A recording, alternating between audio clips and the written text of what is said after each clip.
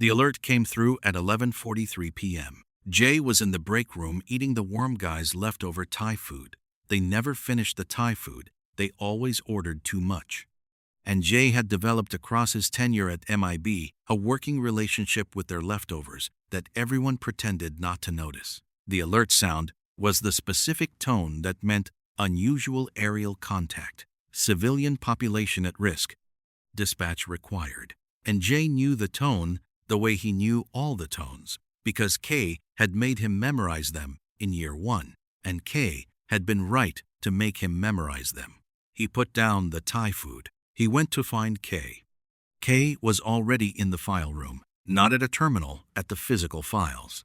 The MIB maintained physical files on specific categories of alien contact that had been flagged for reasons the digital system didn't fully accommodate. The specific institutional paranoia of an organization that had learned from experience that some information needed to exist in forms that couldn't be remotely accessed or deleted. K was at the drawer marked CIRCUS CLASS Periodic Visitors, and he had a file in his hand, and he was reading it with the expression he wore when he was reading something he had hoped to never read again. K, Jay said. Jay, K said. He did not look up. Alert came through, Jay said. I know, K said. Crescent Cove, California, Jay said. Unusual aerial contact, civilian population. The description from the initial report says he checked his tablet. Circus tent. Large. Woods outside town. He paused. A circus tent. Yes, K said. KP. Yes. Why is there a circus tent in the woods outside a California beach town at 11:43 p.m.? K closed the file. He looked at Jay. He had the specific expression Jay had cataloged all of K's expressions across his tenure, and this one was in the category he privately called K has information he doesn't like and is deciding how much to provide of. A man who had been carrying something for a long time and had just been informed that the carrying was over. Because they're back, K said. Who's back? Jay said. K handed him the file. Jay looked at the cover. Killer Klowns Contact Classification. Periodic, threat level, significant. Last confirmed visit, 1,728. File status, partially classified sections 7 through 12, above current clearance level. Jay looked at K. Killer Klowns, Jay said. Yes, K said. That's what it says on the file, Jay said. Killer Klowns. Yes, K said.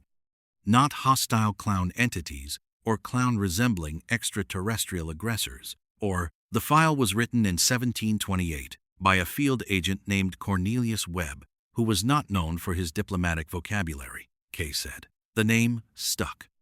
Killer Klowns, Jay said again. With a K, K said.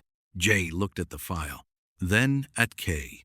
You've been sitting on a file called Killer Klowns, Jay said. I've been hoping not to need it, K said. For how long? Jay said. Since 1961, K said. Jay put the file under his arm. Get the car, he said. The drive to Crescent Cove took 4 hours. Jay read the file. K drove in the specific silence he used when he was thinking about something he didn't want to discuss and was waiting for Jay to finish the reading so the discussion could be had once rather than twice. The file was 63 pages. The first 6 pages were the 1,728 account Cornelius Webb's field report on the disappearance of approximately 400 residents of a coastal settlement in what was then the Massachusetts Bay Colony. The language was 18th century, but the operational precision was recognizable. Webb had been a good agent, careful and thorough, and his account of what he'd found was specific enough to be useful 300 years later. Cotton, white and fibrous, wrapped around everything. The settlement's buildings intact, the population absent. A distinctive smell sugar, Webb had written, like a confection, sweet enough to be nauseating at concentration. And in the woods outside the settlement, a depression in the ground where something large had rested and then departed. Webb's conclusion. A Visitation of the Clone Beings, previously recorded in Marginalia by Agent Thomas Reed, 1683, Cornwall. Population taken. Purpose: consumption. Probable return interval: unknown. Recommendation: maintain watch. Establish cover story. Current cover story implemented. Pestilence. Jay looked up from the file. "They've done this before," he said. "At least twice on record," Kay said. "Possibly more." The 1683 account in Reed's Marginalia suggests a visit to Cornwall, England, but the documentation is incomplete. And the last confirmed visit was 1728, Jay said. "Until tonight," Kay said. "What's their return interval?" Jay said. "Unknown," Kay said. Webb's recommendation was maintain watch. We maintained watch. 300 years, without a confirmed visit. A pause. "I was starting to hope the interval was longer than a human lifetime." "But you kept the file," Jay said. "I always keep the files," Kay said. Jay turned to page 7. The page was blank except for a single line of text. Sections 7 to 12. Classified above current clearance level. Contact Director's Office for access. Jay stared at the blank page, then at Kay. "There are 6 pages of classified information about the killer clones," Jay said. "Yes," Kay said. "Above your clearance level," Jay said. "Yes," Kay said. "Kay, you've been with the MIB since 1961, Jay said. "What clearance level are you?" 7, Kay said. "What clearance level is the director?" Jay said. 9, Kay said. "So someone classified 6 pages of killer clown information at a level above yours," Jay said. "At some point between 1728 and now, someone read this file and said this part needs to be above Kay's clearance." "Yes," Kay said. "And you don't know what's in it," Jay said. "No," Kay said. "And you've never asked?" Jay said. "I asked once," Kay said. "In 1987. The director at the time told me the information was classified for operational security reasons, and that I would be informed if and when the information became operationally relevant." "And now it's operationally relevant," Jay said. "Yes," Kay said. "And you're not going to call the director's office before we get there," Jay said. "I'm going to assess the situation first," Kay said. "That's not what you're doing," Jay said. "You're hoping the situation is manageable without the classified information so you don't have to find out what's in it." Kay drove. Jay looked at him. "Kay," Jay said. "Jay," Kay said. "What are you afraid of is in sections 7 through 12, Jay said. Kay was quiet for a long time. The California highway ran under them. The Pacific was somewhere in the dark to their right, audible at highway speed as a quality of the air rather than a sound. "I'm not afraid," Kay said. "What are you professionally concerned about is in sections 7 through 12, Jay said. Kay drove for another 30 seconds. "In 1961, Kay said, "the first year of my field service, I was sent to investigate a report of an unusual contact in rural Kansas. A farm. The farmer had reported lights in the sky, unusual sounds, and the death of several animals." He paused. "It was nothing. A gas leak and some weather phenomena, and a farmer who had been reading too many pulp magazines." He paused. "But on the way back, I stopped at a diner. And in the diner, there was a man at the counter eating pie. And the man was wrong in a specific way I couldn't identify. Not alien wrong. I knew aliens were wrong by then. A different mistake. The wrong of a human being whose behavioral parameters were slightly outside the normal range in a way that suggested the parameters had been adjusted." Jay looked at him, and he was reading a file. Kay said, "A physical file, government issue, and on the file's cover I could see 3 words before he closed it." Kay paused. "Killer, Clowns, classified." Kay. Jay was quiet. "I never found out who he was," Kay said. "I ran his description through the system. Nothing. He paid cash. He was gone. when I came back for my hat." He paused. "But someone in 1961 was carrying a classified killer clone file in a Kansas diner, and it wasn't the MIB's file, because the MIB's file wasn't classified at that point." He paused. "Which means someone else had a file." "Another organization," Jay said. "A human organization," Kay said, "with classified information about the clowns that predated our own." He paused. "That's what I think is in sections 7 through 12. The contents of the other file, and the reason someone decided I shouldn't know what was in it." Jay looked at the highway, at the dark beyond it, at the file on his lap with its blank pages 7 through 12. "We're going to need to call the director," Jay said. "After we assess the situation," Kay said. After," Kay said. Jay looked at the file, at the cover. "Killer Clowns." "You know what?" Jay said. "I was having a perfectly good Tuesday." "It's Wednesday," Kay said. "I was having a perfectly good Wednesday," Jay said. "You were eating the worm guy's Thai food," Kay said. "I was having a perfectly good Wednesday, eating the worm guy's Thai food," Jay said. Kay almost smiled. The highway ran under them. Crescent Cove was 40 miles ahead. The circus tent was in the woods.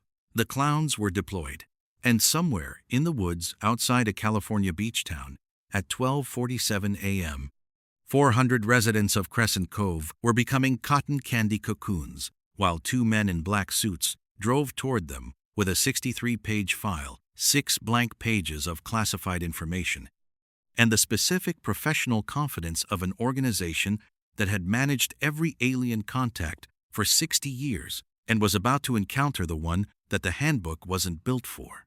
Jay closed the file. He straightened his tie. "What do they look like?" he said. "Exactly what you think they look like," Kay said. Jay looked at him. "Kay," he said, "there is no way they look exactly." "They look exactly like what you think they look like," Kay said. Jay looked at the highway. "I want it on the record," Jay said, "that I have personally handled a giant cockroach wearing a human skin, a worm that ate the subway, and a small dog that is actually an alien prince from a planet the size of a marble." He paused. "I want it on the record that I am a professional." "Noted," Kay said. "I'm just saying," Jay said. "Whatever we're about to see, I am a professional, and I will handle it professionally." Kay said nothing. He drove. 40 miles ahead, the first cotton candy cocoon was being hung from a lamppost on Main Street by a 6-foot alien in a polka dot suit with a 3-foot orange wig and a smile that went from ear to ear and meant nothing. Good. Crescent Cove's Main Street was wrong in a way that Jay's operational experience had a category for and his aesthetic sensibility did not. The category was active alien engagement, civilian population at risk, immediate threat assessment required. The aesthetic objection was harder to categorize. It was the specific objection of a man encountering something that his entire professional framework had been built to make mundane, and that was refusing to be mundane on every available level simultaneously. There were cotton candy cocoons on the lampposts. Not one, not two. 17 confirmed from the car window. As Kay drove slowly down Main Street with the headlights off and the engine at minimum, and the specific operational silence of 2 agents doing a first pass before committing to engagement. The cocoons were pink. They were the specific pink of carnival cotton candy, and they were approximately the size and shape of a human being, and they were hanging from the lampposts with the specific casual placement of someone who had done this before and found it efficient. Inside some of them, visible through the fibrous material, were shapes. Human shapes. "Kay," Jay said. "Yes," Kay said. "Those are people in there," Jay said. "Yes," Kay said. "In cotton candy," Jay said. "Yes," Kay said. "Pink cotton candy," Jay said. "Jay," Kay said. "I'm processing," Jay said. "Process faster," Kay said. 3 o'clock. Jay looked right. A clone was standing outside the Crescent Cove diner. The file had said exactly what you think they look like, and the file had been accurate, and Jay's professional composure, which had survived 37 alien contact engagements of varying levels of extremity, took a specific hit at 12:53 a.m. on a California beach town's Main Street. The clown was 8 feet tall. It had a red suit with yellow polka dots and enormous shoes and a wig of blue hair that extended approximately 2 feet above its head, and a face that was white with a red smile painted from ear to ear, not makeup. The face itself, the actual biological surface of the creature's face, arranged in the specific configuration of a smile that had nothing to do with happiness. It was holding a cotton candy gun. It was using the cotton candy gun on a man who had apparently been trying to run. The man was now a cocoon. The clown looked at the cocoon, then in the car, then at Jay. Jay looked at the clown. The clown waved. "K," Jay said. "I see it," K said. "It waved at me," Jay said. "Yes," K said. "K, it waved at me like we're neighbors, and I just pulled into the driveway," Jay said. "The clowns have a specific relationship with performance," K said. "Everything they do has a theatrical component. The waves are not friendly. It's part of the aesthetic." End quote. "The aesthetic of what?" Jay said. "Of being a clown," K said. The clown had gone back to its work. K pulled the car around the corner onto a side street and stopped. He looked at the operational picture. Main Street had 17 cocoons confirmed and 1 active clone confirmed, and the sounds coming from the surrounding streets suggested multiple additional active engagements. The town's power was still on. The clowns hadn't targeted infrastructure, which meant they were in the collection phase rather than the preparation phase, which meant the ship hadn't signaled departure readiness yet. "How long do we have?" Jay said. "The 1728 account describes a collection period of approximately 8 hours before the vessel departed," Kay said. "They've been active for 6. We have 2 hours at maximum." 2 hours to stop an alien circus from kidnapping an entire California beach town, Jay said. "Yes," Kay said. "Standard procedure," Jay said. "We neuralize the witnesses, we neutralize the hostiles, we recover the victims, we provide a cover story." He paused. "Which of those do you want to start with?" "None of them are going to work the way they normally work," Kay said. "Kay." "The neuralizer," Kay said, "works on beings with a standard neurological architecture that processes visual information through optical pathways compatible with the neuralizer's frequency." "The clowns," he paused. "The file doesn't specify their neurological architecture, so we don't know if the neuralizer works on them," Jay said. "Correct," Kay said. "We will test it," Jay said. "We will test it," Kay said. "The neutralization," Jay said. "De-atomizer?" "The file describes the clowns as significantly durable against conventional weapons," Kay said, "including energy weapons." He paused. "There is one consistent vulnerability." "What?" Jay said. "Their noses," Kay said. Jay looked at him. "Their noses," Jay said. "A direct impact to the nasal protuberance produces a catastrophic internal reaction," Kay said. "The file describes it as," he checked the file, "explosive decompression of the primary biological housing. They blow up if you hit them in the nose," Jay said. "Yes," Kay said. "We have to boop them on the nose," Jay said. "We have to impact the nasal structure with sufficient force to trigger the decompression reaction," Kay said. "Kay," Jay said. "We have to boop them." "Jay," Kay said. "I just want to make sure we're describing the same thing," Jay said. "The mechanism is, you hit them in the nose," Jay said. "That's a boop. Operationally, what you're describing is a boop. The de-atomizer at close range directed at the nasal. That's a fancy boop," Jay said. Kay looked at him with the expression he used when Jay was being accurate, and he found the accuracy inconvenient. "Yes," Kay said. "Fine. A fancy boop." Jay straightened his tie. "All right," he said. "Let's go boop some clowns." The first clone was around the corner. Not the one from the diner, a different one, shorter, in a green and orange suit, carrying what appeared to be a balloon animal that was moving independently. The balloon animal sniffing the air in the specific tracking behavior of something that was following a scent. Jay approached it from behind. Standard neutralization approach: close, quiet, the de-atomizer at ready. The clown turned around. Jay was 6 feet away. The clown looked at him. Jay looked at the clown. The clown's face, the white face, the painted smile, the eyes that were somehow both empty and present, simultaneously processed Jay's existence with the specific assessment of something that had encountered a variable it was categorizing. Then it honked. Not a weapon. Its nose.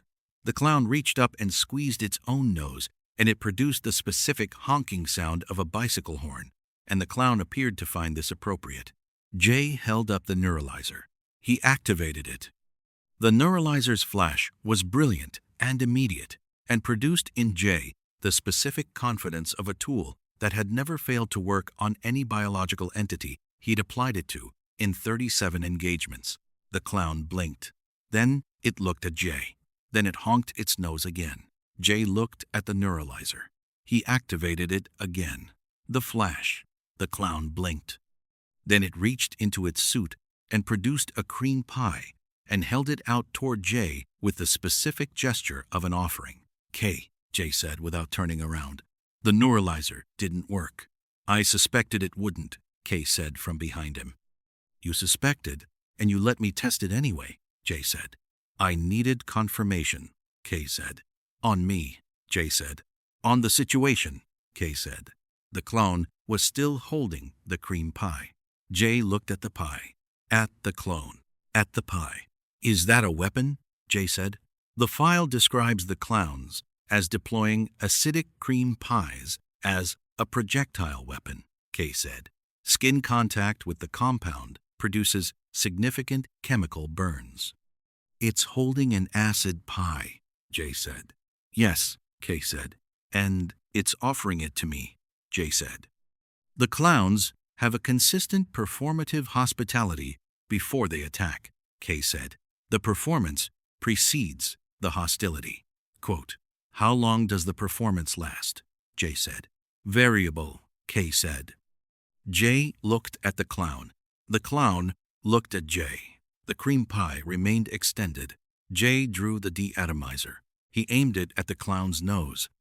At close range, which this was, the de-atomizer's primary beam produced a concentrated impact at a specific point.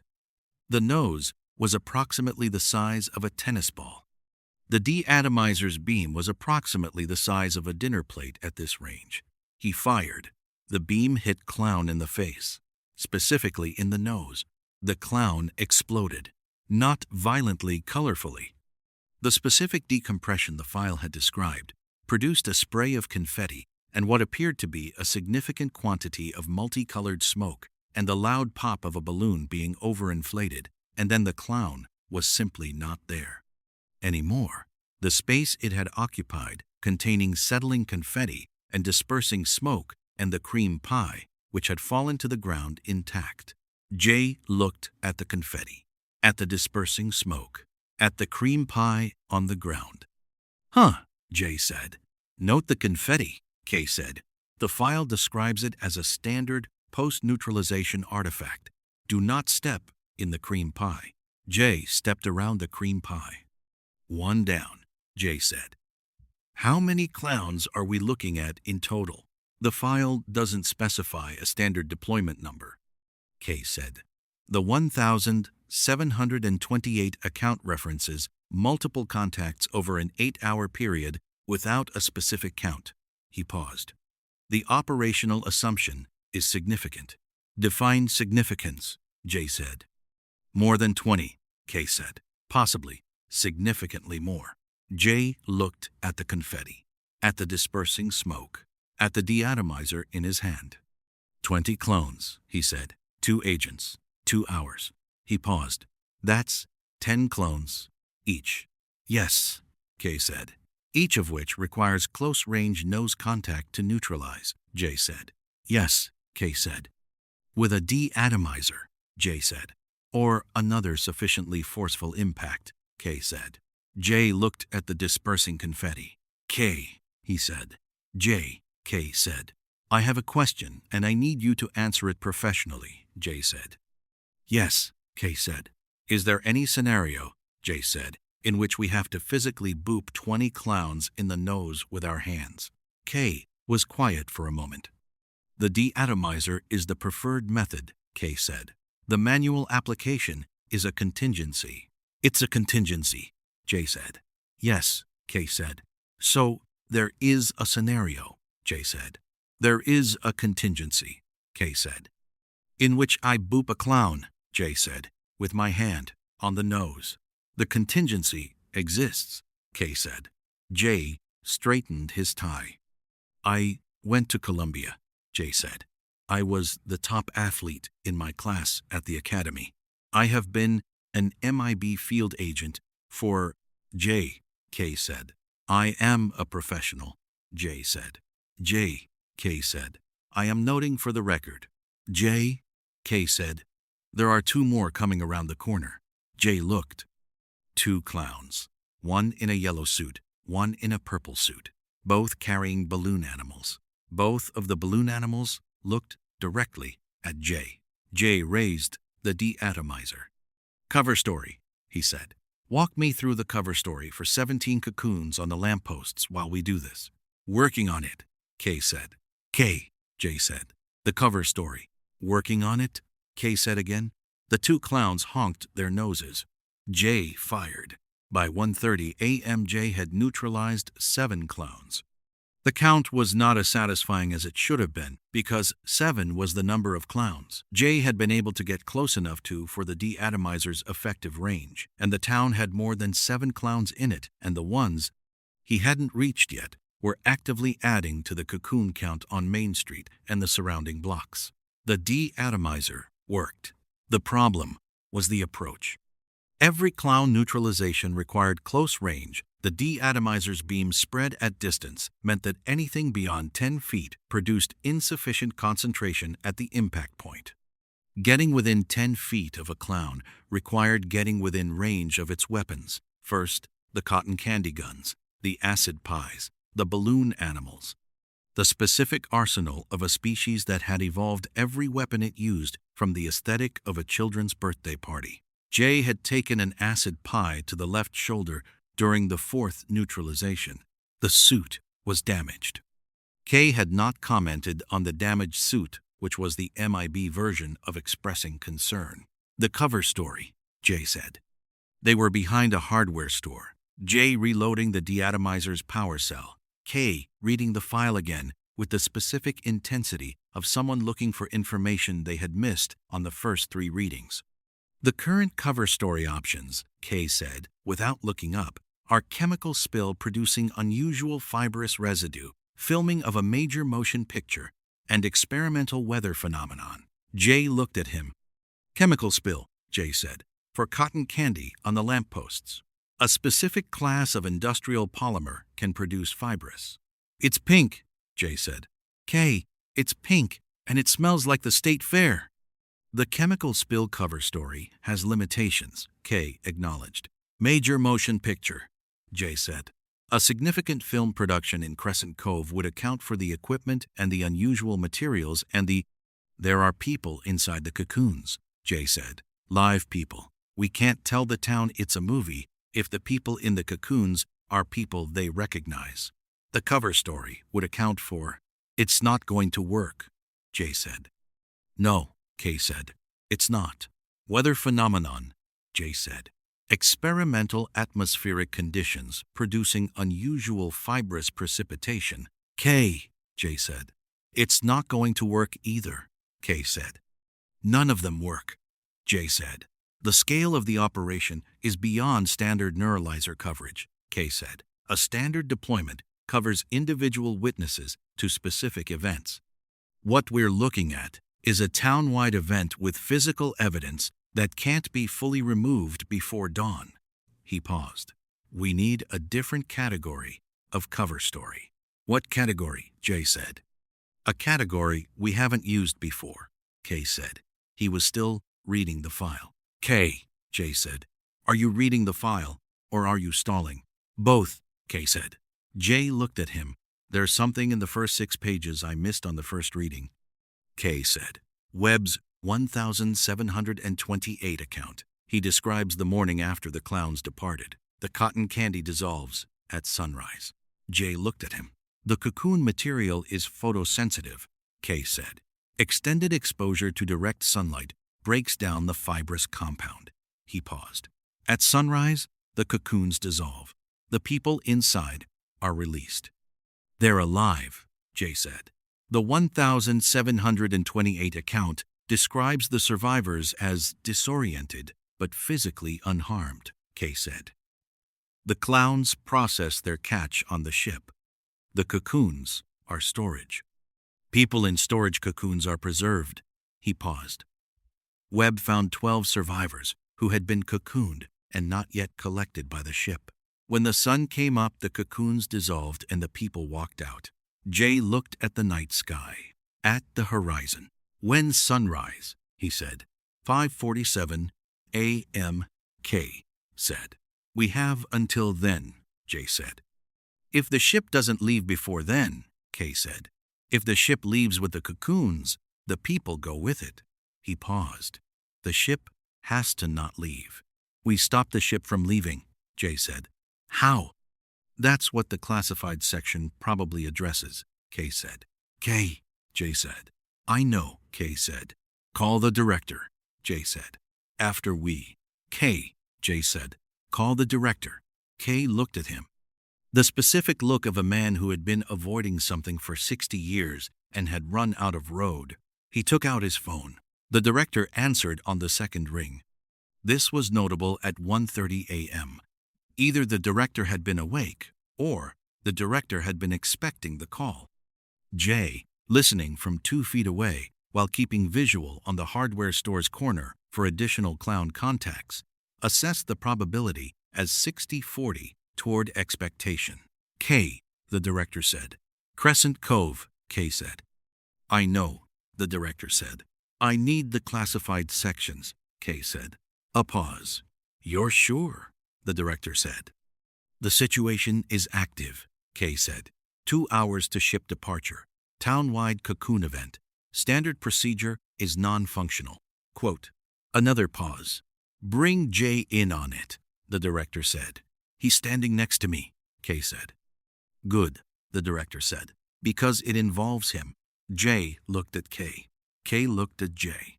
It involves Jay, Kay said. The classified sections are available in the car's secure storage, the director said. Kay, you have had the access code since 1987. You just never used it. A longer pause. I suspected that, Kay said.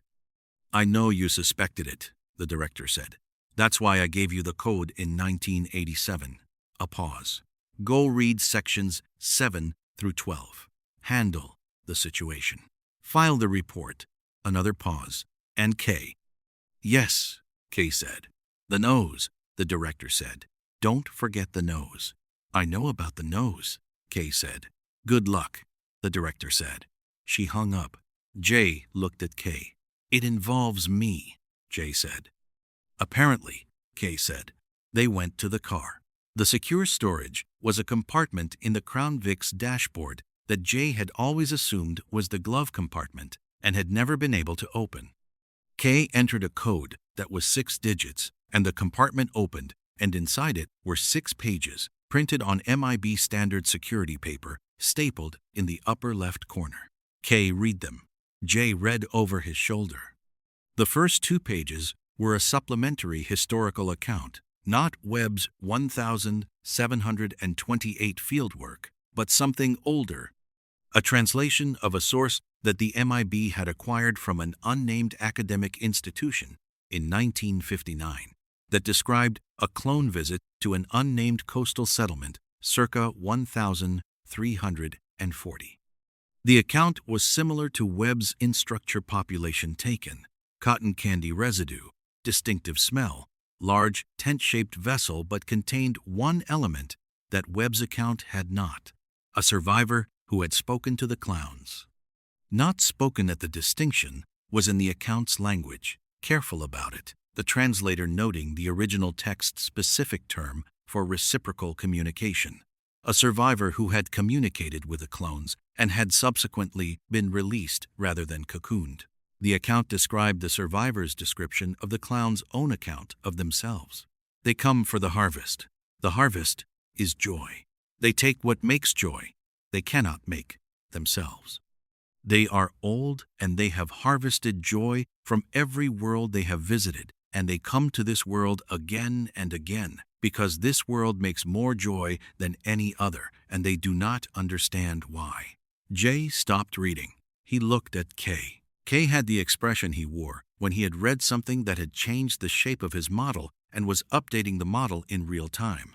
"They're harvesting joy," Jay said. "Human biomass produces a compound in sustained positive emotional states," Kay said. He was reading ahead. Pages 5 and 6. He flipped to them. The MIB's biological analysis team identified the compound in 1963 from samples obtained from a dissolved cocoon found during an unrelated field operation. They didn't know where the cocoon had come from. They filed it as an unknown biological artifact. He paused. In 1987, a junior analyst cross-referenced the compound with the clone file and identified the connection. "The clowns are harvesting the compound," Jay said. "The compound is only produced in humans experiencing genuine positive emotion," Kay said. "Joy, specifically, not simulated, not induced authentic human joy." He paused. "The clown's harvesting process, the cocooning, is designed to preserve the hosts in the specific neurological state they were in when captured, suspend them there. Preserve the compound at its current concentration." He paused. "The hosts are kept alive because the compound degrades after death." Jay looked at the cocoons through the car's windshield, at the lampposts on Main Street, at the pink, fibrous material with its shapes inside. "They're preserving happy people," Jay said. "They're preserving the compound that happy people produce," Kay said. "The people are the container." "Kay," Jay said. "Yes," Kay said. "The town," Jay said. "Crescent Cove. It's a beach town. Summer. People on vacation." He paused. "Happy people." "Yes," Kay said. "The clowns specifically came here," Jay said, "to a beach town full of happy people on vacation." The 1340 account describes the survivor saying, "This world makes more joy than any other," Kay said. "The clowns have been coming back specifically because Earth produces the compound at higher concentrations than any other planet they've harvested." He paused. "We are, apparently, the happiest planet in a significant region of the galaxy." Jay sat with this. "That's either the most depressing thing I've ever heard," Jay said, "or the most heartwarming." "Yes," Kay said. "What's on page 6?" Jay said. Kay read page 6. His expression did the specific thing it did when he encountered information that was worse than expected. "Page 6, Kay said, "is a supplementary note from the 1987 analyst who made the connection." He paused. "The note identifies the compound, describes its properties, and then addresses the logical question of what happens to the compound after the clowns harvest it." He paused. "The clowns consume the compound. They metabolize it. It produces in them the equivalent of what it produces in us." He paused. "Joy." And Jay looked at him. "The clowns," Jay said, "the killer clowns from outer space are trying to feel happy. They cannot produce the compound themselves," Kay said. "They evolved without the capacity for it. They found it elsewhere. They've been coming back to Earth specifically because we produce it in the highest concentrations available." He paused. "The harvesting, the cocooning, the entire operation." He paused. "It's self-medication." Jay looked at the file, at the classified pages, at the cover. "Killer Clowns. They're sad. Jay said. They are, Kay said. A species of interstellar predators who are categorically incapable of experiencing joy and have been harvesting it from other species for an unknown period in order to simulate an emotional state their biology cannot produce independently. Kay, Jay said. Yes, Kay said. That's the saddest thing I've ever heard, Jay said. Yes, Kay said. It doesn't make the acid pies acceptable, Jay said. No, Kay said. Or the cotton candy gun, Jay said. No, Kay said. But it's sad, Jay said. Yes, Kay said. And it involves me how, Jay said. The director said, it involves me. Kay turned to page 5, to a specific paragraph that Jay had not yet read. The compound, Kay said, in humans, it's produced in response to genuine positive emotional states. The analysis team identified it in 1963 and has been tracking its presence in MIB personnel since then as part of standard annual physicals. He paused. Page 5 contains a table of compound concentration levels across the MIB's field agent roster. He paused. Current roster. Jay looked at the table. He found his name. He looked at the number next to his name. He looked at the numbers next to everyone else's names. He looked at his number again. Kay, he said. Yes, Kay said. My number is significantly higher than everyone else's number, Jay said. Yes, Kay said. Significantly higher, Jay said. Like, not in the same range. You produce the compound at approximately 4 times the concentration of the next highest individual on the roster, Kay said. And the next highest individual on the roster is Zed, who retired. And before Zed, it was me, and I'm at standard baseline. He paused. You are, by a significant margin, the happiest person in the Men in Black. Jay looked at the table. I carry a weapon that can deatomize a car, Jay said. I have personally witnessed a man eat another man while the first man was wearing the second man as a suit. I neuralize people for a living. He paused. I am the happiest person in the Men in Black. Authentically, Kay said. The compound requires authentic, positive emotion. You cannot fake it. He paused. You genuinely enjoy the work. Jay looked at his number on the table, at the gap between his number and everyone else's.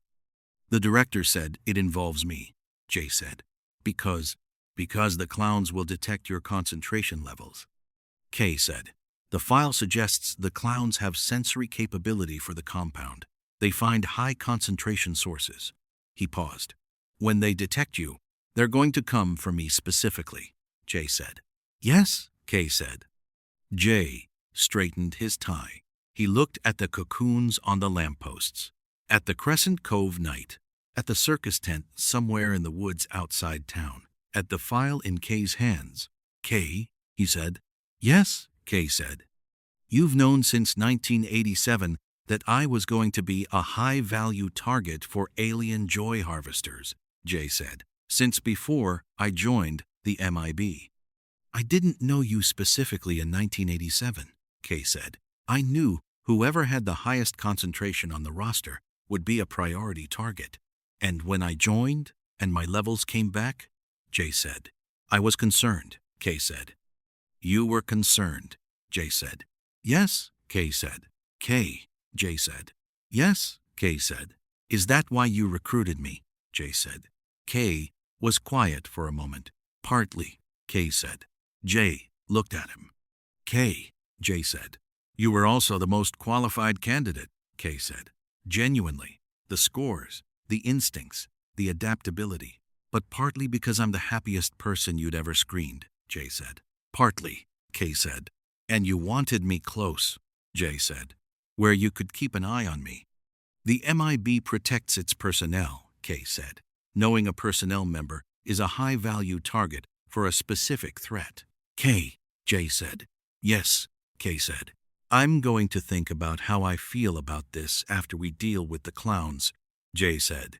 Right now, I need you to tell me how we use the fact that I'm apparently a walking alien joy beacon to stop the ship from leaving. K looked at the file, at the classified pages.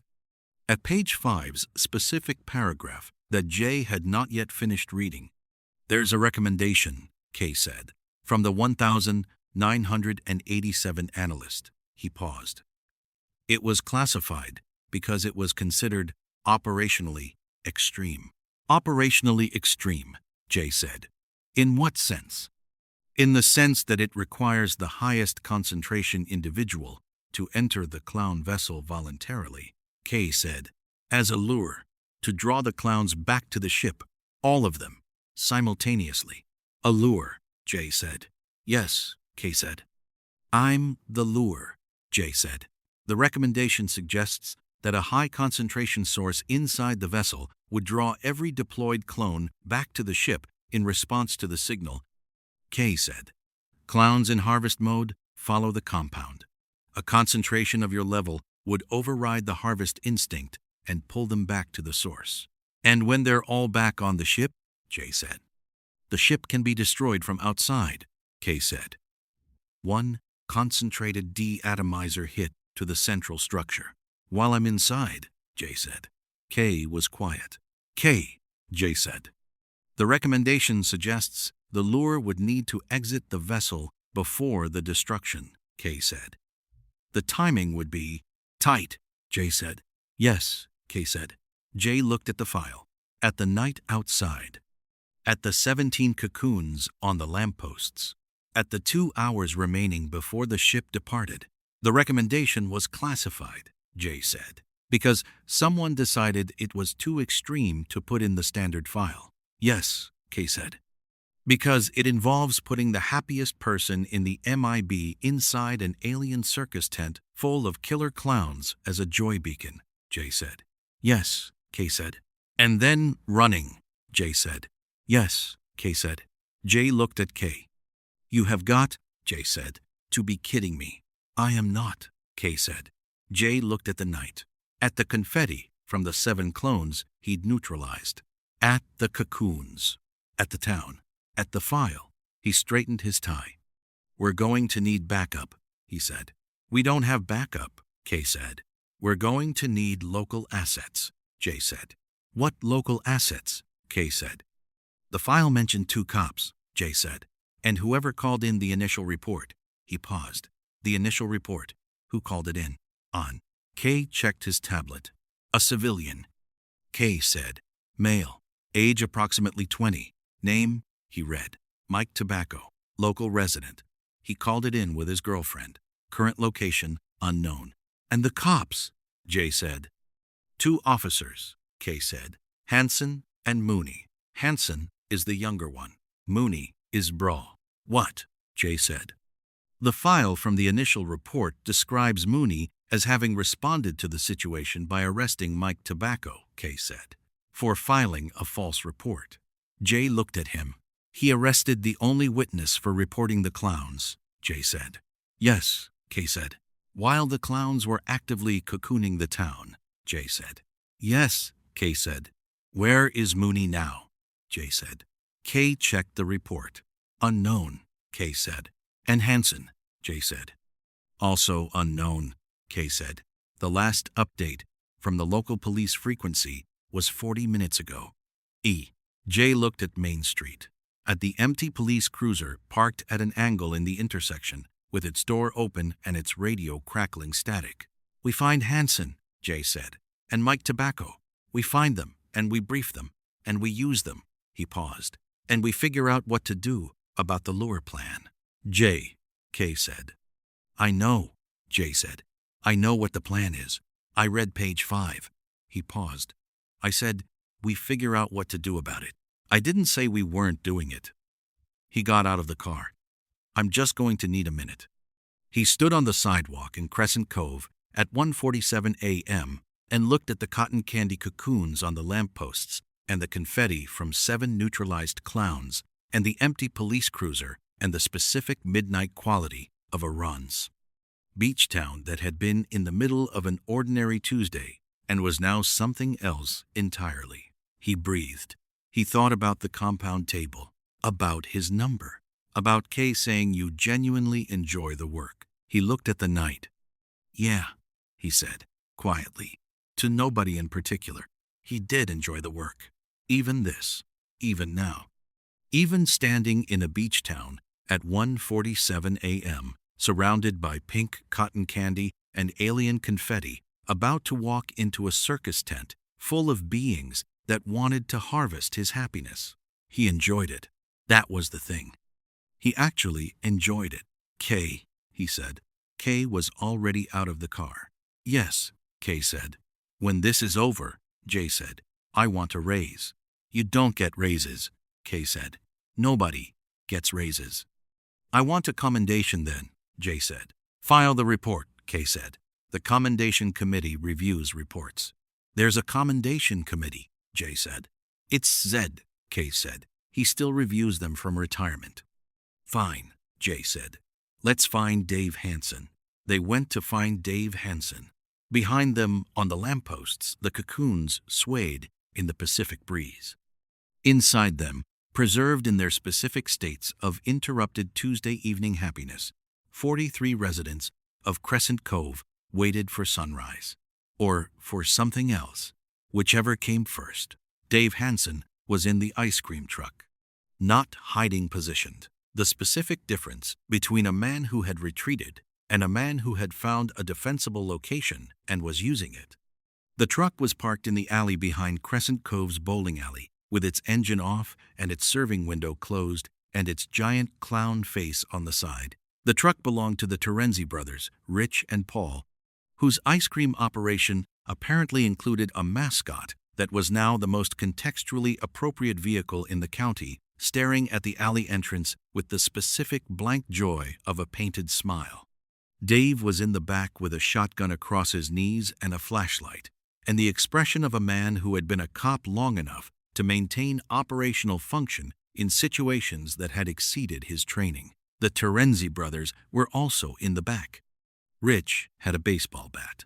Paul had what appeared to be a sprayer from a pest control operation that he had found in the bowling alley's supply closet and had filled with something that smelled strongly of cleaning chemicals.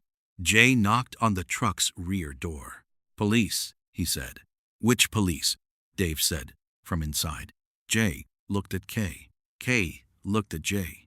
Federal, Jay said. A pause. The door opened. Dave looked at Jay and Kay, in black suits, at the de-atomizer still in Jay's hand, at the MIB badge that Kay produced and that Dave looked at for 3 seconds and then stopped trying to read because MIB badges did something to the reading process that Jay had never fully understood but that Kay had described as a mild cognitive redirect. You know what's happening, Dave said. Yes, Kay said. Clones, Dave said. Yes, Kay said. From outer space, Dave said. Yes, Kay said. Dave looked at them. I've been a cop for 7 years, he said. I've arrested people for saying clowns from outer space. I know, Kay said. Including Mike Tobacco, Dave said. Mooney arrested him. Mike was right, and Mooney arrested him. Where's Mooney? Jay said. Dave's expression changed. He went to the carnival grounds. He said, where the tent is. He took his cruiser, and he went to investigate the tent, and we haven't heard from him since. He paused. That was 2 hours ago. Jay looked at Kay. Kay's expression communicated the specific thing it communicated when a variable had resolved in the worst available direction. Mooney's cocooned, Jay said. Probably, Kay said. Dave absorbed this. He was a pain in my ass for 7 years, Dave said. But he was my partner. He looked at Jay. Can you get him out? Sunrise dissolves the cocoons, Kay said. If he hasn't been collected by the ship, he'll be released at 5:47 a.m. If he hasn't been collected, Dave said. Yes, Kay said. So we need to stop the ship from leaving, Dave said. Yes, Kay said. How? Dave said. Jay and Kay looked at each other. We have a plan, Jay said. What plan? Dave said. Jay looked at the Terenzi brothers, at Rich with his baseball bat, at Paul with his bowling alley cleaning chemical sprayer. At the ice cream truck with the giant clown face painted on its side. At Dave with his shotgun. At Kay with the file. He thought about the compound table, about being the lure, about walking into the circus tent full of killer clowns as a joy beacon and then running very fast. He thought about what Kay had said. You genuinely enjoy the work. It's a developing plan, Jay said. Where's Mike Tobacco? Mike Tobacco was with his girlfriend Debbie Stone in the second-floor apartment above the Crescent Cove diner. They had barricaded the door with the kitchen table and the bookshelf and were watching the street through the window when Jay knocked on the fire escape door. Mike opened it with the specific wariness of someone who had been right about everything tonight and had been arrested for it and was not inclined to extend immediate trust to unknown parties. He looked at Jay, at the black suit, at Kay behind Jay. Are you here to arrest me too? Mike said. No, Jay said. Who are you? Mike said. Federal, Jay said. We know about the clowns. Everybody knows about the clowns, Mike said. The whole town knows about the clowns. Half the town is wrapped in pink cotton candy. Not everybody believed you, Jay said. No, Mike said. They arrested me. We believe you, Jay said. We've been aware of the clones since 1728. He paused. Can we come in? Amma. Mike looked at Debbie. Debbie looked at Mike. They let them in. The briefing took 12 minutes. Jay and Kay had developed over their operational partnership the specific skill of the rapid brief, the delivery of essential threat information to civilian assets in the minimum time required to make them operationally useful. Not everything, the relevant parts, what the clowns were, what they wanted, what the vulnerability was, what the plan required. Mike listened with the focused attention of someone who had been trying to get people to listen to him for 6 hours and had learned to make use of it immediately when it happened. Debbie listened with the specific expression of a person who had been skeptical about Mike's judgment earlier in the evening and was now comprehensively and uncomfortably revising that assessment. The nose, Mike said. Hit them in the nose and they explode. Yes, Jay said. I didn't know that, Mike said. That would have been useful to know 6 hours ago. We just got here, Jay said. Your 7 o'clock was cutting it close, Mike said. It's federal response time, Jay said. We cover a lot of ground. Mike looked at Kay. Kay was reading the file again. The old guy doesn't talk much, Mike said. He talks when he has something to say, Jay said. Right now, he's thinking. About what? Mike said. The plan, Jay said. What's the plan? Mike said. Jay looked at Mike, at the ice cream truck outside, at the Terenzi brothers downstairs, who had been enthusiastic about every suggestion Jay had made so far in the way of people who had been looking for something to do with their specific skill set all evening. At Kay, with the file, he thought about the lure plan, about walking into the circus tent, about the compound table, about joy, about the specific quality of a plan that was operationally extreme and also the only plan available. The plan, Jay said, involves the ice cream truck. Mike looked at him. The Terenzi brothers' truck, Jay said. The one with the clown face on the side. Rich and Paul's truck, Mike said. Yeah, it has a PA system, Jay said. Yeah, Mike said. They play music. You know, ice cream truck music. The PA system has range, Jay said. I guess, Mike said. And the truck can drive, Jay said. Rich drives it, Mike said. Paul usually hangs out the window. Jay nodded. He looked at Kay. Kay, he said. Kay looked up from the file. The PA system, Jay said. If we run it through the ship's entrance, full volume. Kay looked at him. The clowns respond to their own aesthetic, Jay said. They respond to the performance. If we drive an ice cream truck with a giant clown face on it, playing ice cream truck music through the tent's entrance at full volume, it wouldn't draw them back, Kay said. The compound draws them back. The performance doesn't override the harvest instinct. It doesn't have to override it, Jay said. It just has to be confusing. Buy time. He paused. The truck goes in the front. I go in the back. The truck creates a distraction. I create the signal. He paused. They split their attention between the performance distraction and the compound source. The ones who come for me find me moving toward the exit. The ones who go for the truck run into Rich and Paul, Mike said. Rich and Paul have a baseball bat and a cleaning chemical sprayer, Jay said. At close range, applied to the nose. The sprayer, Mike said. He looked at it. At the cleaning chemical. At the clown vulnerability. If you put enough pressure behind it. A focused stream at close range, Jay said. To a specific target. He looked at the sprayer. Paul has good aim.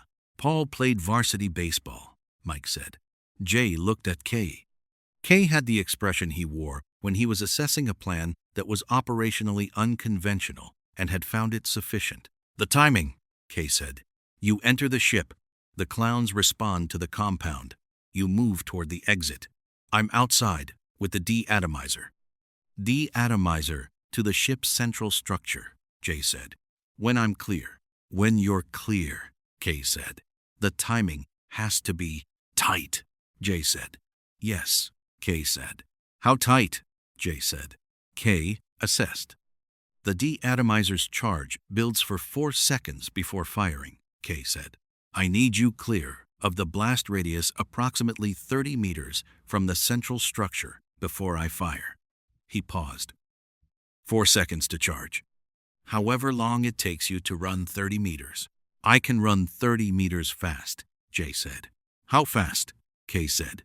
Kay, I was the top athlete. How fast? Kay said. 4 seconds, Jay said. Maybe 5. So you have approximately 8 to 9 seconds from the moment I begin charging to clear 30 meters, Kay said. That's enough, Jay said. It's enough if nothing goes wrong, Kay said. When does nothing go wrong? Jay said. Kay looked at him. Fair, Kay said. Dave had been listening from the window. What about the people in the cocoons? He said. Inside the ship. Jay and Kay looked at each other. The ship's interior, Kay said. The collection area. The cocoons that have already been brought aboard. He paused. If the ship is destroyed, the people inside are destroyed with it, Dave said. The room was quiet. Jay looked at the file. At the compound table. At the specific plan that solved the external problem and had a significant internal problem. We get them out first, Jay said. Jay, Kay said. Before we destroy the ship, Jay said. We get the people out first. The people inside the ship, Kay said, are inside a vessel that is going to be alerted to our presence the moment you enter it. The clowns inside will respond. To me, Jay said. They respond to me, the compound. They come for me, while they're coming for me. There's nobody guarding the collection area, Mike said. Jay looked at him.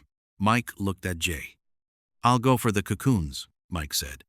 While they're coming for you, I'll go for the collection area. Get people out. Mike, Debbie said. Deb, Mike said. You're not. She stopped. You got arrested tonight for trying to help. Yeah, Mike said. And they were right, and I was right, and I'm still right. He looked at Jay. Point me at the collection area. Jay looked at Mike Tobacco. At the specific quality of a civilian asset who had been right about everything and ignored about everything and was still here, in an apartment above a diner in a beach town full of cotton candy cocoons, ready to go back in. He thought about the compound table, about Joy, about the happiest person in the Men in Black. He thought that Mike Tobacco might give him a run for the money. Debbie, Jay said. No, Debbie said. Okay, Jay said. He looked at Mike. You're with me on the entry. We split inside. You go left for the collection area. I will go right to draw the clowns. He paused. You find the cocoons. You get them outside. Sunrise dissolves the material, but outside is better than inside when I give Kay the signal. What's the signal? Mike said. I'll be running, Jay said. Very fast. Out the entrance. He paused. That's the signal. Mike nodded. One more thing, Jay said. He looked at Kay. The classified sections. The recommendation. It was classified as operationally extreme. He paused.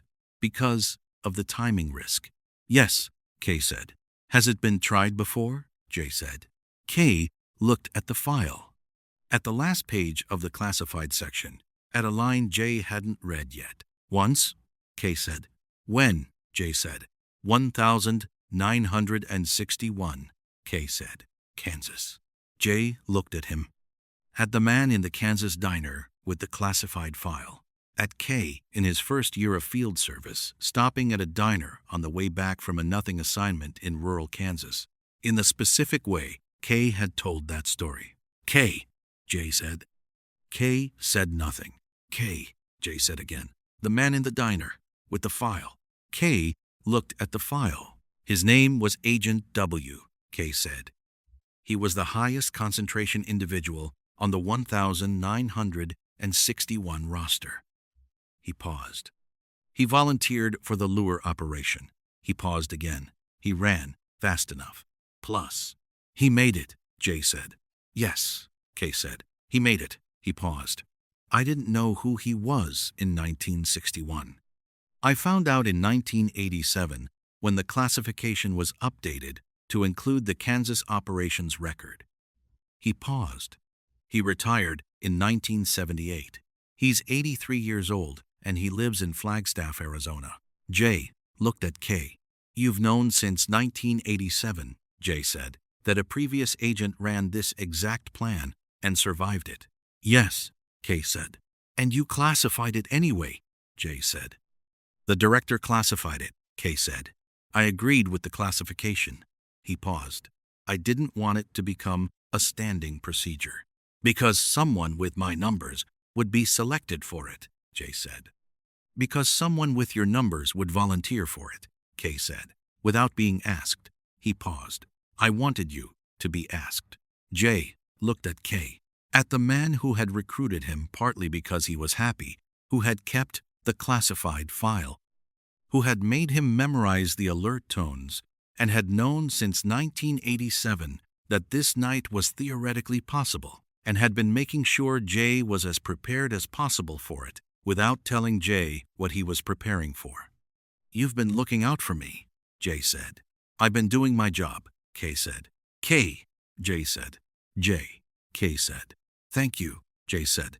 Kay looked at the file. Don't thank me yet, Kay said. You still have to run fast enough. Jay straightened his tie. He looked at the night, at the circus tent in the woods, with 2 hours remaining, at Mike Tobacco across from him with the readiness of someone who had been waiting all night for someone to point him at the right problem. Rich, Jay called downstairs. Rich Terenzi's head appeared at the bottom of the stairs. Yeah, Rich said. How's the truck? Jay said. Running great, Rich said. Paul just refueled it. Can you fit me and my partner and a cop and 2 civilians in the back? Jay said. It's an ice cream truck, Rich said. We fit the whole inventory in there. He paused.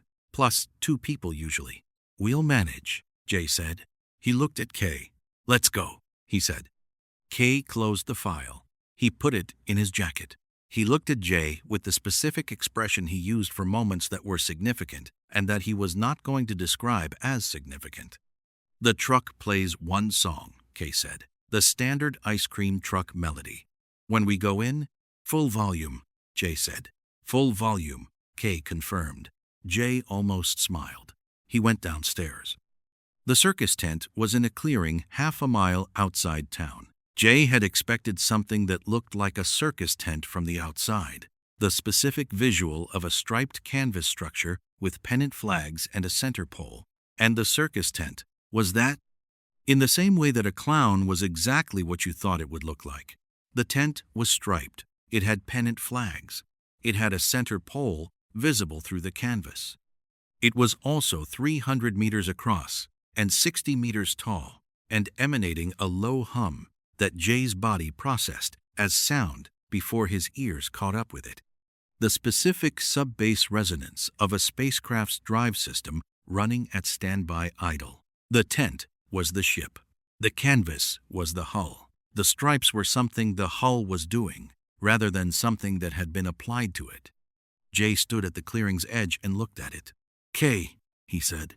"Yes," Kay said beside him. "The tent," Jay said. "Is the ship?" "Yes," Kay said. "The actual spacecraft is a circus tent," Jay said. "The actual spacecraft's hull is configured to resemble a circus tent," Kay said. "The configuration appears to serve a functional purpose. The aesthetic produces a specific response in human observers that delays the threat assessment process. Because you see a circus tent and you think of the circus," Jay said. "Yes," Kay said. "Rather than an alien vessel." "That's smart," Jay said. "Yes," Kay said. "They are not unintelligent." Jay looked at the tent. At the entrance, a flap, the standard canvas tent entrance, held open by 2 ropes tied to stakes in the ground. Inside the entrance, visible from here, light, the specific cold light of artificial illumination that had no warmth in it, the light of a space that was not designed for human comfort. 3 clowns were visible at the entrance, standing, watching the clearing. Their specific role apparently being the door. "The entrance is guarded," Jay said. "Yes," Kay said. 3 clones, Jay said. 3 visible, Kay said. "Assume more, inside." "The truck goes through the entrance," Jay said. "That's the plan. Rich drives it through." He paused. "A 7-foot wide ice cream truck through a standard tent entrance." "The entrance is larger than standard," Kay said. "The clowns have been moving through it all night, carrying cocoons. The width is sufficient." "And when the truck goes through," Jay said. "Full volume," Kay said. "Full volume," Jay said, "and I go in from the side." He looked at the tent's flank. "There." Kay looked where Jay was looking.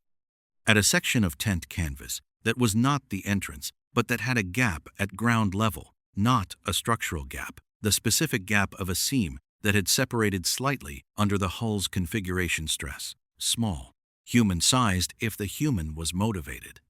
"The side entry," Kay said. "Mike and I go through the side," Jay said.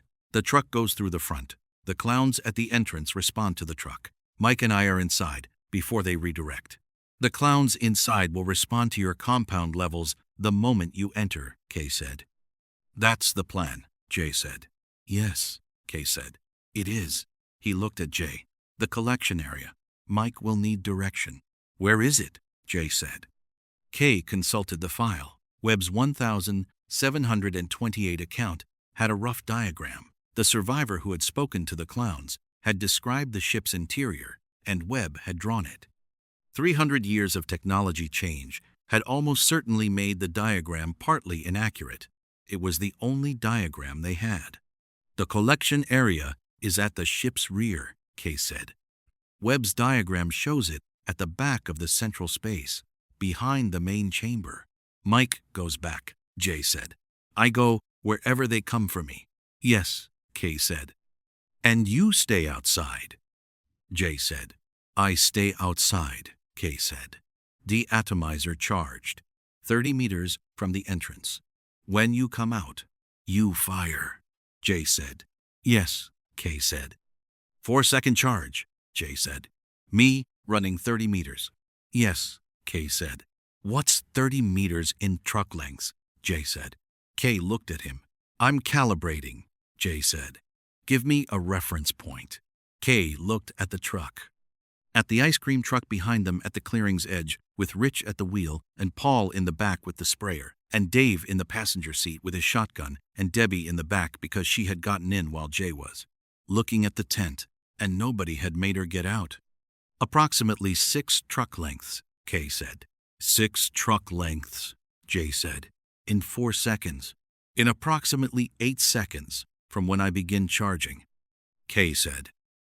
"You have 4 seconds to clear the entrance and 4 more while the charge builds." He paused. 8 seconds total. Jay nodded. He looked at the entrance, at the 3 clowns, at the tent, at Kay. "If I don't make it out," Jay said. "Jay," Kay said. "If I don't make it out in time," Jay said. "You fire anyway." Kay looked at him. The people in the cocoons inside, Jay said. Mike is getting them out.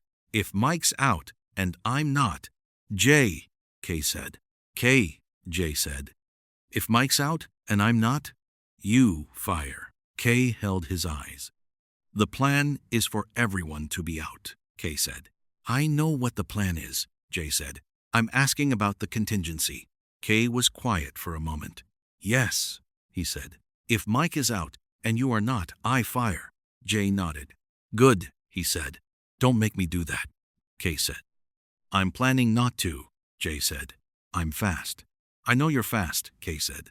Kay, Jay said. Yes, Kay said. When this is over, Jay said, we're going to talk about the compound table. Yes, Kay said. We are. And the 1987 classification decision, Jay said. Yes, Kay said. And why didn't you tell me? Jay said. Yes, Kay said. All of it, Jay said. All of it, Kay said. Jay looked at the tent. He breathed. He thought about the compound table and his number and Kay's number and the gap between them and the specific thing Kay had said. You genuinely enjoy the work. He looked at the circus tent spaceship in a California clearing at 2:14 a.m. He thought about whether he was going to enjoy this part. He decided yes.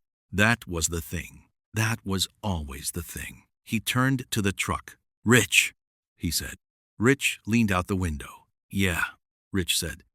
When I give you the signal, Jay said, you drive that truck through that entrance at full speed. PA system running. Full volume. Which song? Rich said. Jay looked at him. The ice cream truck song, Jay said. We have 17, Rich said. It's a digital system. Paul upgraded it. Jay looked at Paul. Paul looked at Jay with the enthusiasm of someone who had been waiting all evening to be useful and was extremely ready to be useful. Do you have one that's louder than the others? Jay said. Paul reached into the truck's front and produced a tablet showing the PA system's interface. Jay looked at the list. 17 ice cream truck songs. All of them, the specific category of music that was cheerful in a way that became unnerving at high volume. That one, Jay said. He pointed at track 7. Good choice, Paul said. He had the expression of a man with strong opinions about ice cream truck music who had finally been asked for them. Jay looked at Mike. Mike was at the side of the truck with the specific readiness of someone who had made his decision and was done reconsidering it. Ready, Mike said. You go left inside, Jay said. All the way to the back. The collection area is at the rear of the main chamber.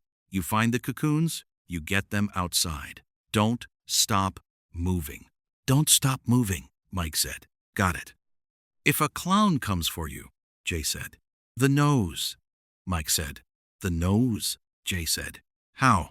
Mike said. Jay looked at him, at the baseball bat in Rich's hands. He looked at Rich. Rich looked at Jay. Rich handed Mike the bat. Mike took it.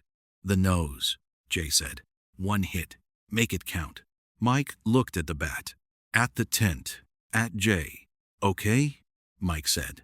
Jay looked at Kay one more time. Kay looked at Jay. 8 seconds, Kay said. 8 seconds, Jay said. He turned. He walked to the tent side, to the gap in the canvas seam. He looked at it. He straightened his tie. He got down and went through. Inside was wrong in every direction simultaneously. Not the specific one thing wrong of a standard alien environment, the total wrong of a space that had been designed by something that understood human aesthetic conventions well enough to replicate them and had replicated them at a scale and intensity that turned the replication into something else. The main chamber was enormous. The tent from outside had suggested the scale, but the inside exceeded it. The ceiling was 15 meters above him. The center pole, visible as a structural element of the ship's actual architecture. The canvas walls showing their hull nature up close. The specific texture of material that maintained its configuration through active process rather than passive structure. The light was cold and came from everywhere. The smell was sugar. Concentrated, overwhelming. The specific smell of the cocoons amplified by the ship's enclosed environment. to a level that was past pleasant, and into something that occupied the same register as nausea.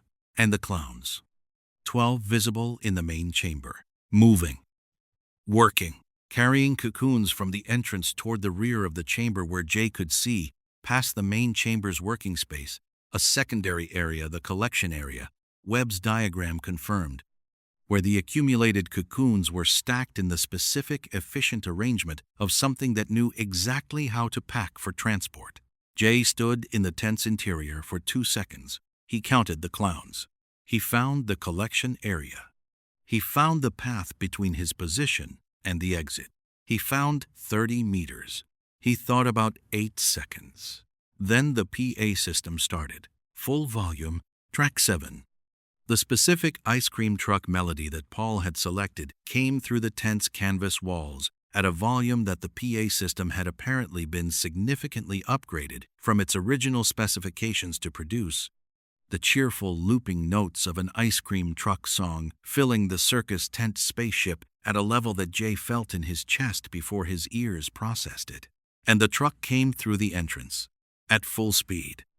The Terenzi Brothers ice cream truck with the giant clone face painted on its side and the PA system running at maximum and Rich at the wheel with the specific focused expression of a man who had been told to drive fast and was now driving fast, and Dave in the passenger seat with his shotgun, and Paul hanging out the back window with the cleaning chemical sprayer already aimed.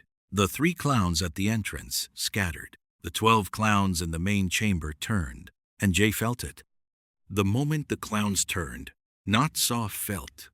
The specific sensation of multiple sensory systems redirecting simultaneously, the compound detection the file had described, 12 beings that had been focused on their work suddenly and completely focused on him.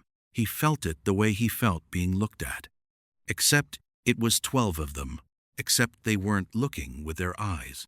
Mike, Jay said. Mike was already moving. Left. Hard left. Running along the tent wall toward the rear of the main chamber, toward the collection area, the baseball bat in his hand, and his head down, and his trajectory direct. Jay went right, toward the center of the chamber, toward the clowns. They came for him, not all 12 simultaneously, the closest 4 first, responding to proximity, their movement, the specific fast movement of creatures that had evolved for pursuit. The enormous shoes somehow not impeding the speed, the polka dots and the wigs and the painted smiles all in motion toward Jay at a velocity that revised his operational assessment of the clown's physical capability upward. He ran, not toward the exit, not yet, not with the collection area still occupied and Mike still inside. He ran in the pattern that kept him moving, that kept the clowns following, that drew the attention of the 12 main chamber clones and the additional clones who were emerging from side areas of the ship that Webb's diagram hadn't fully captured. More than 12. Significantly more than 12. The compound detection was drawing them from every part of the ship. Jay ran, and the clowns followed, and the ice cream truck circled the main chamber with its music running and Paul's sprayer hitting anything that got close to the truck with focused chemical streams aimed at the nasal region with the accuracy that varsity baseball training apparently provided, and the hit clowns exploding in confetti and multicolored smoke. Dave was firing the shotgun through the passenger window at nose level. The shotgun was not the de-atomizer, but at close range with the right angle, it was producing the impact force the nose required, and clowns were exploding to Dave's right in 2-shot sequences. Rich drove in a circle. Paul aimed. Dave fired. The ice cream music ran. Jay ran. And from the rear of the main chamber, at the collection area, Mike Tobacco emerged, dragging a cotton candy cocoon with one arm and swinging the baseball bat with the other at a clown that had not gone for Jay because the clown had been in the collection area and the compound detection had been slower. To reach it, Mike hit the clown. Not the nose, the first swing hit the shoulder. The clown looked at Mike. Mike looked at the clown. Mike swung again. This time, the nose. The clown exploded. Mike looked at the confetti. Huh, Mike said. He went back for the next cocoon. Jay looked at the exit. At 30 meters. At the trucks circling, and the music running, and the remaining clowns still coming for him from every direction. He looked at his watch. 2:31 a.m. 2 hours and 44 minutes to sunrise. The ship still had its cocoon cargo aboard, and Mike was working on it, and the clowns were following Jay, and the plan was running. He looked at the exit. He thought about K outside with the deatomizer. About 8 seconds. About the distance. About Agent W in 1961, running fast enough. He thought about the compound table. About Joy. He took a breath. He ran for the exit. The clowns were fast. Jay had revised his assessment upward when they'd first moved, and the revision had been insufficient.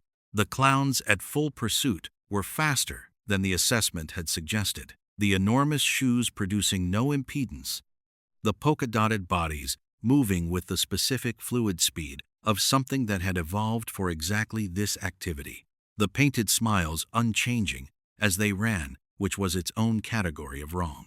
Jay was faster, not by a comfortable margin. By the margin of someone who had been the top athlete in his academy class and had maintained it through 3 years of field service, and was currently running on the specific fuel of a plan that had a 4-second charge window, 30 meters, and no room for anything except fast. He cleared the main chamber. He cleared the area between the main chamber and the entrance. The entrance was ahead, the flap, the opening, the California night, visible beyond it in the specific rectangle of the exit, and he could hear K outside, not see him. The calculation being that K would be positioned at 30 meters from the entrance with the deatomizer at ready, and would begin the charge the moment Jay came through.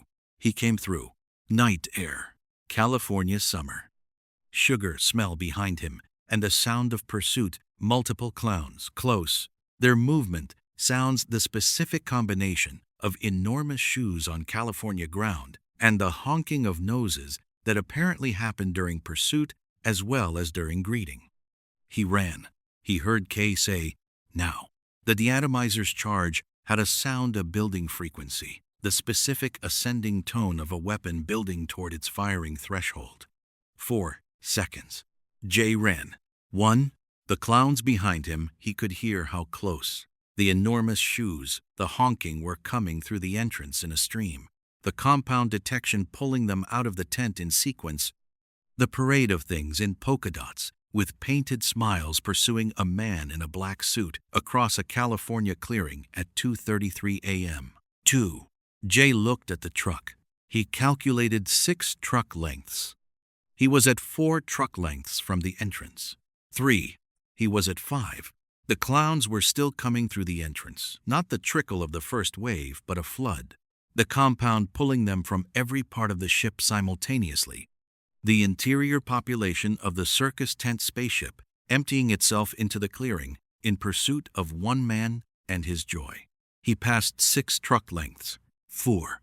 The deatomizer fired. The sound was not what Jay expected. He had fired the deatomizer many times. He had been present when Kay fired it. He knew the weapon's sound intimately, the specific discharge note, the impact resonance, the aftermath quality of the air. He had not been 30 meters from a direct hit on a spacecraft. The sound was significantly larger than expected. It hit Jay from behind like a physical pressure, not the blast wave of conventional explosion, but the specific energy displacement of a deatomizer hit on a structure of the ship's scale. The air moving outward from the impact point with the force of physics being corrected at significant scale. Jay was moving, and the pressure hit him from behind. And he ran faster because the pressure was helpful, and also because the alternative to running faster was being less far away from the deatomizer hit than was advisable. He cleared the tree line. He went behind a tree that was substantial. He put the tree between himself and the impact point, and he held on to the tree, and the sound completed itself, and the pressure wave finished. And the night went from the specific loud of a deatomizer hit on a spaceship to the endemically endemic specific cloud of a California clearing where something very significant had just happened. He looked around the tree. The tent was gone. Not destroyed in the dramatic sense, deatomized. The specific, clean absence of something that had been deatomized, the material converted rather than exploded. The clearing now containing the specific nothing that deatomization left behind, and the confetti from the clowns that had been in pursuit when the hit connected, and a great deal of multicolored smoke that was dispersing in the day, Pacific air. And in the clearing, lying on the ground, the cotton candy cocoons, dozens of them. The cocoons that Mike had been pulling from the collection area and that had been deposited outside by the process of Mike dragging them, and Debbie, who had gotten out of the truck and started helping when Jay went through the side entrance, and nobody had stopped her carrying them and stacking them in the clearing outside the tent. Outside the blast radius, intact. Jay looked at the cocoons, at the dispersing smoke, at the confetti. At Kay, standing 30 meters from where the tent had been, with the deatomizer lowered and the specific expression he wore when a plan had executed correctly and he was assessing the result. Jay walked back to the clearing. His suit was, in addition to the acid pie damage on the left shoulder, now comprehensively covered in clown confetti. He looked at the confetti on his jacket, at the multicolored paper squares on the black material. He took one off. I looked at it. Put it in his pocket. K, he said. J, K said. The ship, J said. Gone, K said. The clowns, J said. The ones that came out, K said. Neutralized by the blast.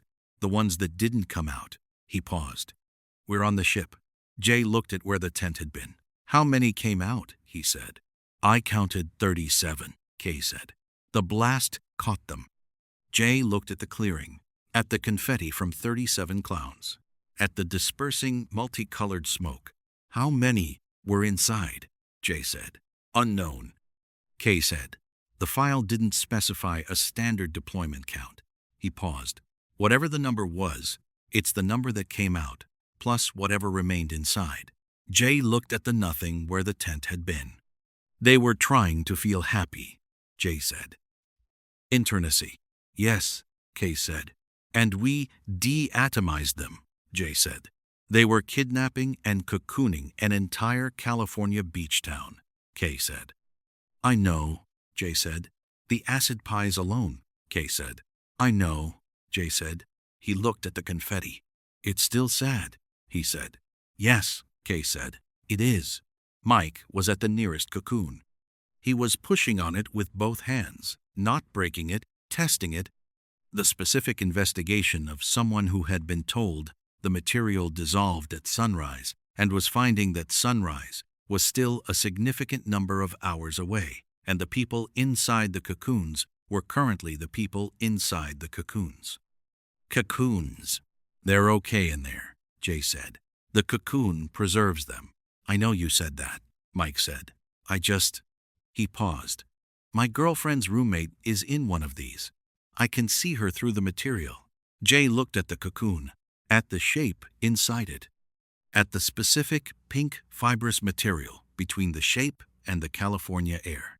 What time does your sun come up? Jay said. 5:47, Kay said, from behind him. Jay looked at his watch. 3:06 a.m. 2 hours, 40 minutes, Jay said. Mike looked at the cocoon. She's okay, Jay said. The material preserves them exactly as they were when they were cocooned. She'll come out of it the same person she was when she went in. He paused. Exactly the same. You're sure? Mike said.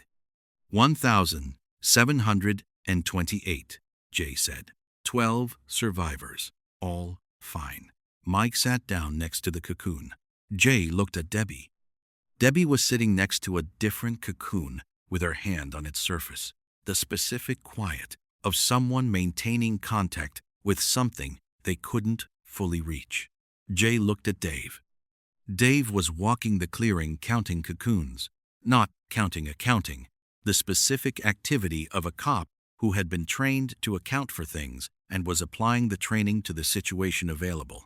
Mooney, Dave said, without looking up. Jay looked around the clearing. At the cocoons. We have to find him, Dave said. He was taken before the collection area was cleared. He might not be out here. Who? Jay looked at Kay. Kay was already scanning the cocoon count against the expected number from the town. 47 cocoons in the clearing, Kay said. The ship contained additional cocoons from the collection area. Mike's extraction. He looked at Mike. How many did you get out? And Kay. 12, Mike said. I got 12 out before. He paused. Before it was time to run. 12 plus 47, Kay said. 59. The original count in the town at last assessment was, he checked the report, 83. 1, 2, 8. Jay looked at him. 24 cocoons were inside the ship when it was deatomized, Kay said. The clearing was very quiet. Dave stopped counting. He looked at Kay.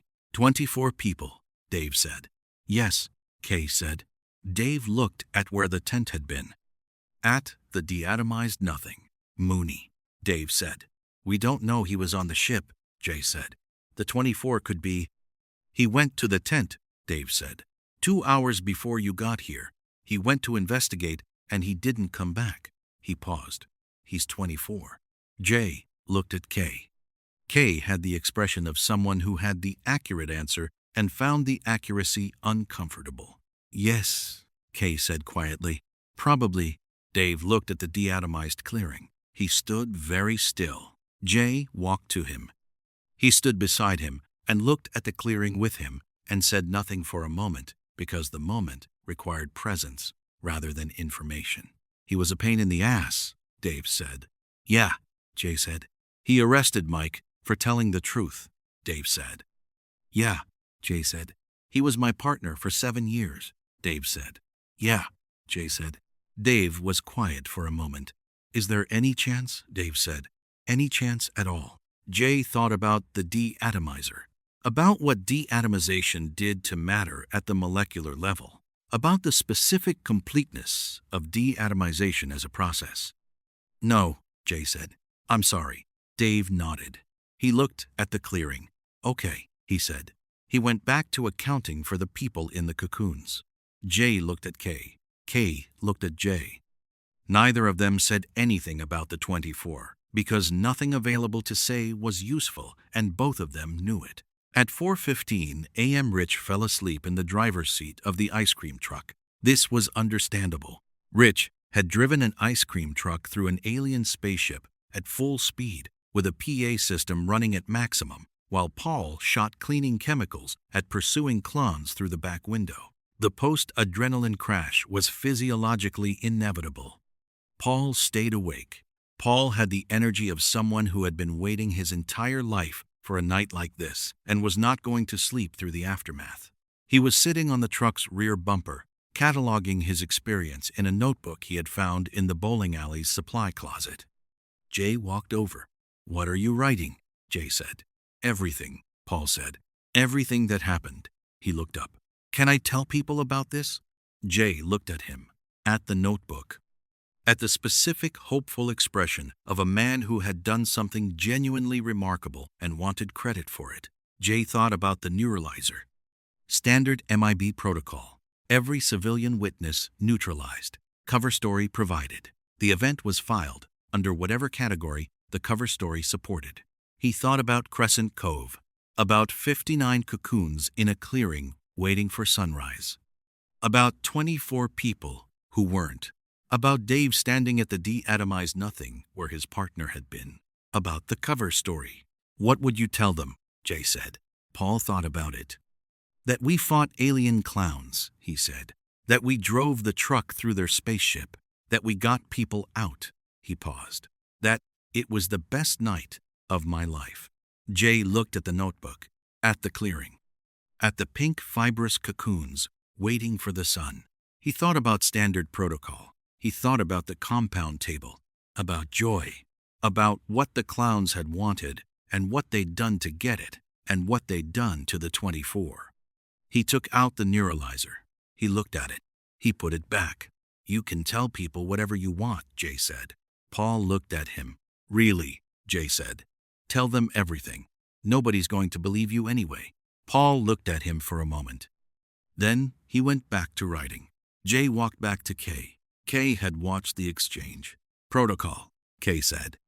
The cover story requires accounting for 59 cocoons that are going to dissolve at sunrise in a public clearing, Jay said. The neuralizer covers individual witnesses. This is beyond standard coverage, Kay said. Yes, I was going to say that. So we need the alternative cover story, Jay said. Which alternative? Kay said. The one that works, Jay said. For this specific situation, he paused. What covers 59 people emerging from pink, fibrous material at sunrise in a clearing where a circus tent used to be? Kay thought about it. Jay thought about it.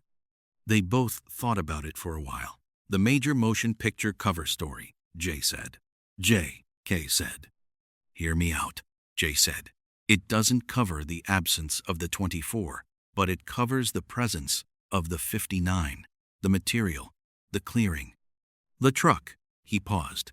A large-scale experimental film production, night shoot, special effects materials.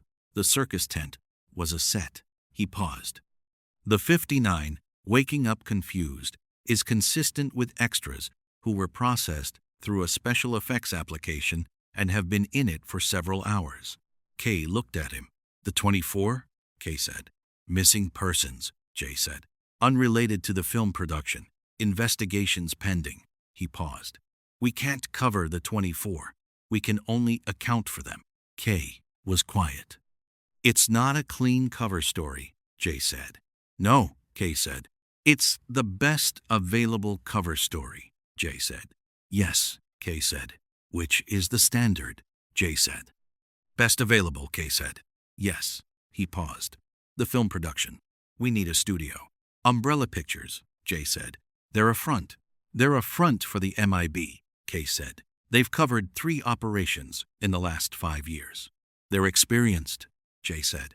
They'll need to produce documentation by morning, Kay said. Call them now, Jay said. Kay took out his phone. He called Umbrella Pictures. The production coordinator answered on the 3rd ring, which suggested either that someone was always available at Umbrella or that the production coordinator had been expecting MIB contact and had been waiting. Kay briefed her in 4 sentences. She confirmed documentation within 90 minutes. Kay hung up. He looked at Jay. The cover story works for the town. Kay said. The broader investigation, missing persons. The investigation into what happened to the 24, that investigation is going to run. Yes, Jay said. It will find nothing that leads anywhere useful, Kay said. No, Jay said. It won't. He paused. That's the job. Yes, Kay said. They stood in the clearing. At 5:12 a.m., the sky to the east began the specific transition from black to the gray that preceded dawn, the Pacific horizon showing the first evidence of the coming sun. Jay watched the gray develop. He thought about the compound table, about his number, about Kay's number, about the gap. Kay, he said. Yes, Kay said. The compound, Jay said. My levels. He paused. The clowns were trying to feel something they couldn't feel on their own. He paused. They chose the worst possible method. The cocooning, the taking, the acid pies. He paused. But the thing they were trying to feel was real, Kay said. Yes, they just wanted to be happy, Jay said. Yes, Kay said. And they couldn't, Jay said. No, Kay said. Jay looked at the gray horizon. Kay, he said. Yes, Kay said. Do you ever? He stopped. Started again. The compound. My levels are high because I genuinely enjoy the work. He paused. Do you enjoy the work? Kay was quiet for a moment. My levels are baseline, Kay said. That's not what I asked, Jay said. Kay looked at the gray horizon. Once, Kay said. In the early years, the levels were different. He paused. The work changes you. The things you see, the things you file. He paused. The compound requires authentic positive emotion. It doesn't respond to performed contentment. You're not happy, Jay said. I'm functional, Kay said. K, Jay said. I'm very good at my job, K said. K, Jay said. Jay, K said. That's not the same thing, Jay said. K looked at the horizon. No, he said, it's not. Jay stood beside him. After we file this report, Jay said. Yes, K said. We're going to talk about that too, Jay said. K looked at him. The compound table, Jay said. The 1987 classification. Why didn't you tell me? He paused. And that. And. That's a significant number of conversations, Kay said. We've got time, Jay said. We always end up driving somewhere. Kay almost smiled. The specific almost smile that Jay had cataloged across 3 years of partnership, the expression that got 90% of the way to being a smile and stopped, the specific Kay restraint applied to the last 10%. Yes, Kay said, we do. At 5:47 a.m., the sun came over the Pacific horizon. The cocoons dissolved, not dramatically, gradually. The sun's light contacting the fibrous material and beginning the photosensitive breakdown that Cornelius Webb had described in 1728 with the specific precision of a field agent who had understood that what he was seeing needed to be accurately recorded for whoever came after. The material thinned. Then it was gone. 59 people in a clearing in the woods outside Crescent Cove at 5:47 a.m. on a California summer morning. Standing or sitting or lying in the specific postures of people who had been preserved in motion and were now in the process of recovering their orientation, confused, disoriented, physically unharmed. The specific condition that Webb had described as the 1,728 survivors' condition. Some of them were crying. Some of them were looking at each other. Some of them were looking at the clearing and the ice cream truck and the 2 men in black suits and the cop and Mike Tobacco and Debbie and Rich and Paul, and processing the assembly with the specific disorientation of people who had been at a specific moment and were now at a later moment with no continuous experience between. Dave was moving through the crowd, looking at faces, looking for money, not finding him. Jay watched Dave look. He watched Dave's expression run through its process, the looking and the not finding, and the specific settling of someone who had known the answer and had been hoping to be wrong and had confirmed they were right. Dave stopped at the edge of the crowd. He stood there. Jay walked to him. I'm sorry, Jay said. Dave nodded. He was going to retire next year. Dave said. He was counting down the days. He paused. He had a calendar on his desk. He crossed off every day. He paused. He was really looking forward to it. I know, Jay said. You didn't know him, Dave said. No, Jay said. But I know what it costs. Dave looked at the cleared sky where the circus tent had been. Yeah, he said. Okay. He went back to helping people. Jay went back to Kay. The neuralizer operation took 40 minutes. Not the full neuralizer, the specific calibrated application that Kay had developed across 60 years of fieldwork. The targeted deployment that addressed specific memories rather than entire time blocks. The surgical version rather than the comprehensive version. The 59 people of Crescent Cove who had been in the cocoons remembered a night shoot for a major motion picture, experimental special effects materials, being processed through makeup and special effects application, being told to hold their positions for an extended period, the material, the smell, waking up in a clearing. They did not remember the clowns, the cotton candy gun, the tent, the specific experience of being cocooned and preserved in their moment of interrupted happiness. The compound had been in them.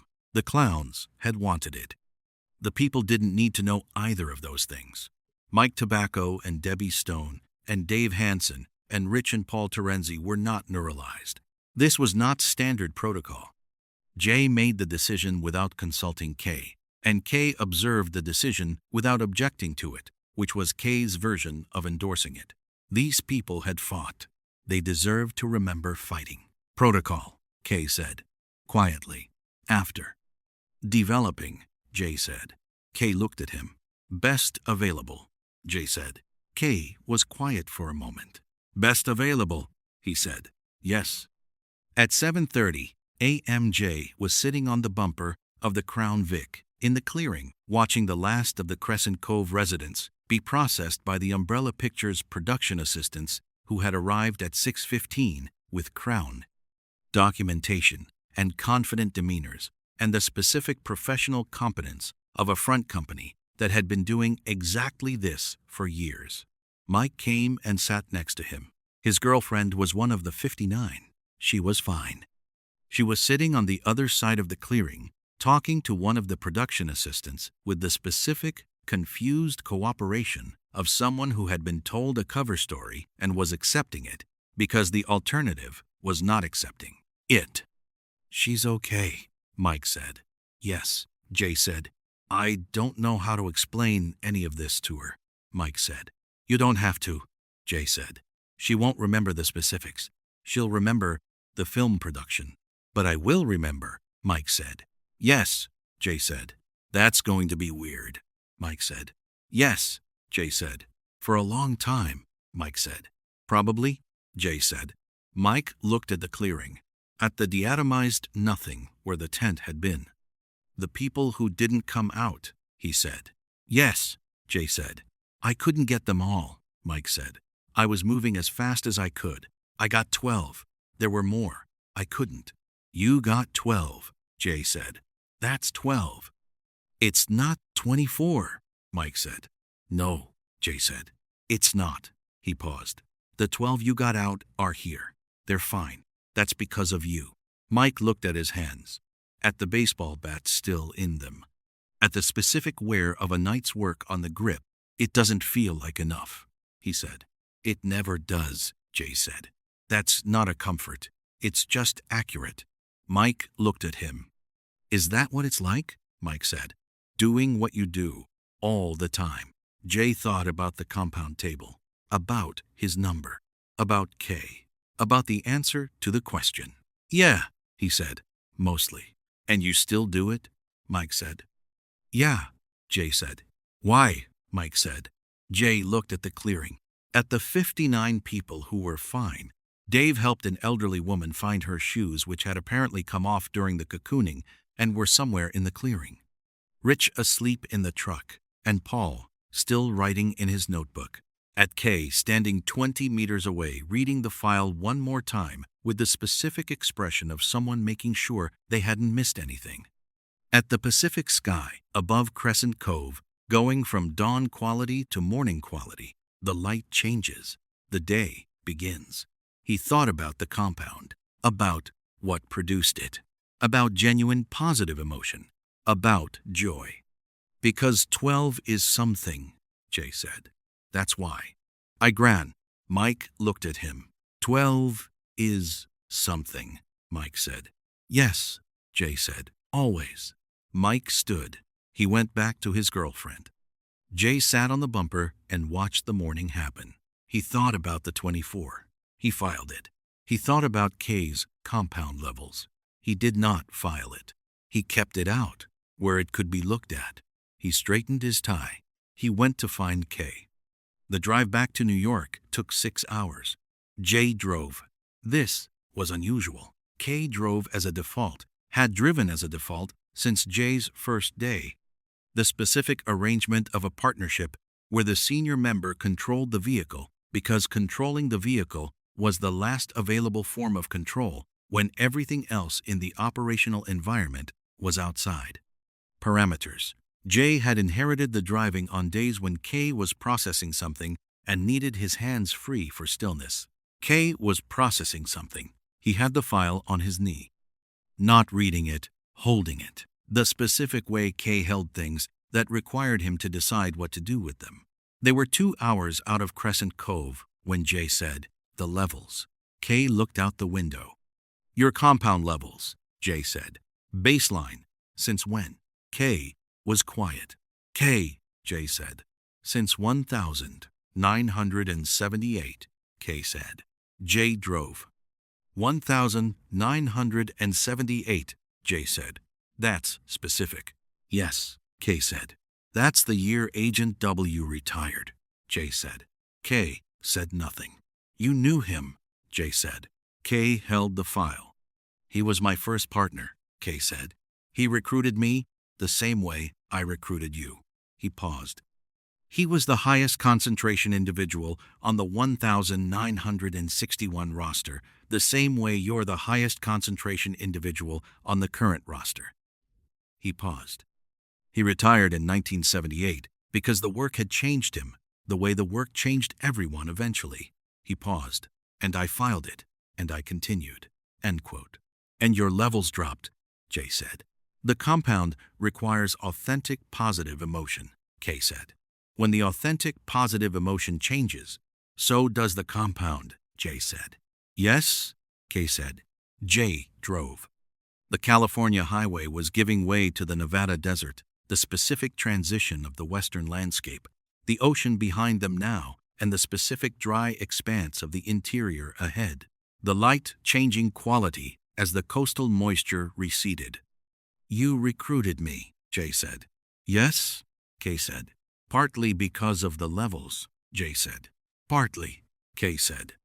And partly, Jay said, because you'd watched what happened to W, what happened to your levels, and you wanted someone who… He paused. What did you want? Kay held the file. Someone who wouldn't lose it, Kay said, the way I lost it. He paused. The compound is authentic. It can't be performed. If the levels are high, it means the emotion is genuine. He paused. I wanted someone who genuinely… He stopped. Enjoyed the work, Jay said. Yes, Kay said. Because you stopped, Jay said. Yes, Kay said. When, Jay said. Kay was quiet for a long time. The Nevada desert ran past them. Gradually, Kay said. Not one moment, a series of moments. He paused. The things you file, they accumulate. He paused. The 24, this morning. A. Those go in the file. He paused. Money. He was a pain in the ass. He arrested Mike Tobacco for telling the truth. He was also a person who was counting down the days to retirement and is now not. He paused. That goes in the file. He paused. Enough goes in the file, and eventually the file is heavier than everything else. Jay drove. You're not broken, Jay said. No, Kay said. You're tired, Jay said. Yes, Kay said. That's different, Jay said. Yes, Kay said. Kay, Jay said. Jay, Kay said. When's the last time you took a day off? Jay said. Kay thought about it. Define a day off, Kay said. A day where nothing goes in the file, Jay said. Kay thought about it for a long time. I don't remember, Kay said. Jay drove. We're taking a day off, Jay said. We have a report to file, Kay said. The Crescent Cove operation requires a full operational report, a cover story confirmation from Umbrella Pictures, a 24-person's missing referral to the standard investigation files, an equipment report for the deatomizer expenditure. After the report, Jay said, there's the debrief, Kay said. The director will want a full debrief on the classified section application, the operational assessment of the lure plan, the civilian asset engagement. After the debrief, Jay said. The clown file needs to be updated, Kay said. The 1,728 account plus the 1,961 account plus tonight's operation. Kay, Jay said. Yes, Kay said. After all of that, Jay said, we're taking a day off. Kay held the file. What would we do? Kay said. I don't know, Jay said. Something that doesn't go in the file. He paused. Something that produces compounds. He paused. You used to produce compounds, which means you used to feel it, which means it's still there somewhere. Jay, Kay said. You felt it in 1961, Jay said. Before the file got heavy, you felt it enough that your levels were measurable. He paused. That doesn't disappear. It gets covered. That's different from disappearing. Kay looked at the file, at the cover, at the 3 words with the K. We're going to take a day off, Jay said, and we're going to find something that doesn't go in the file, and we're going to do it. What if it doesn't work? Kay said. Then we take another day off, Jay said, and we try something else. He paused. I've been the happiest person in the MIB for 3 years. I'm willing to share. I'm in. Kay looked at him. The specific look that was 90% of the way to something and stopped at the last 10. That's not how the compound works, Kay said. The compound is a measurement, Jay said. It's not the thing itself. He paused. The thing itself is already in you, has been since before 1978. The file just got heavy. He paused. We lighten the file. You can't unfile things, Kay said. No, Jay said, but you can add things that aren't in the file. He paused. Balance it out.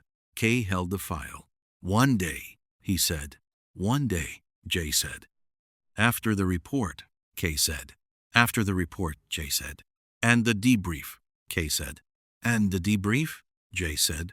And the equipment report, Kay said. Kay, Jay said. After everything, Kay said. After everything, Jay said. Kay looked at the desert. Okay, he said. Jay drove. The desert ran. The file sat on Kay's knee. They reached the MIB facility at 4:30 p.m. The worm guys were in the break room. They had ordered Thai food. They offered Jay some. Jay took it. He ate it standing at the counter while Kay started the operational report, and the specific institutional machinery of the MIB processed the Crescent Cove operation into its permanent record. The director's debrief was at 5 p.m.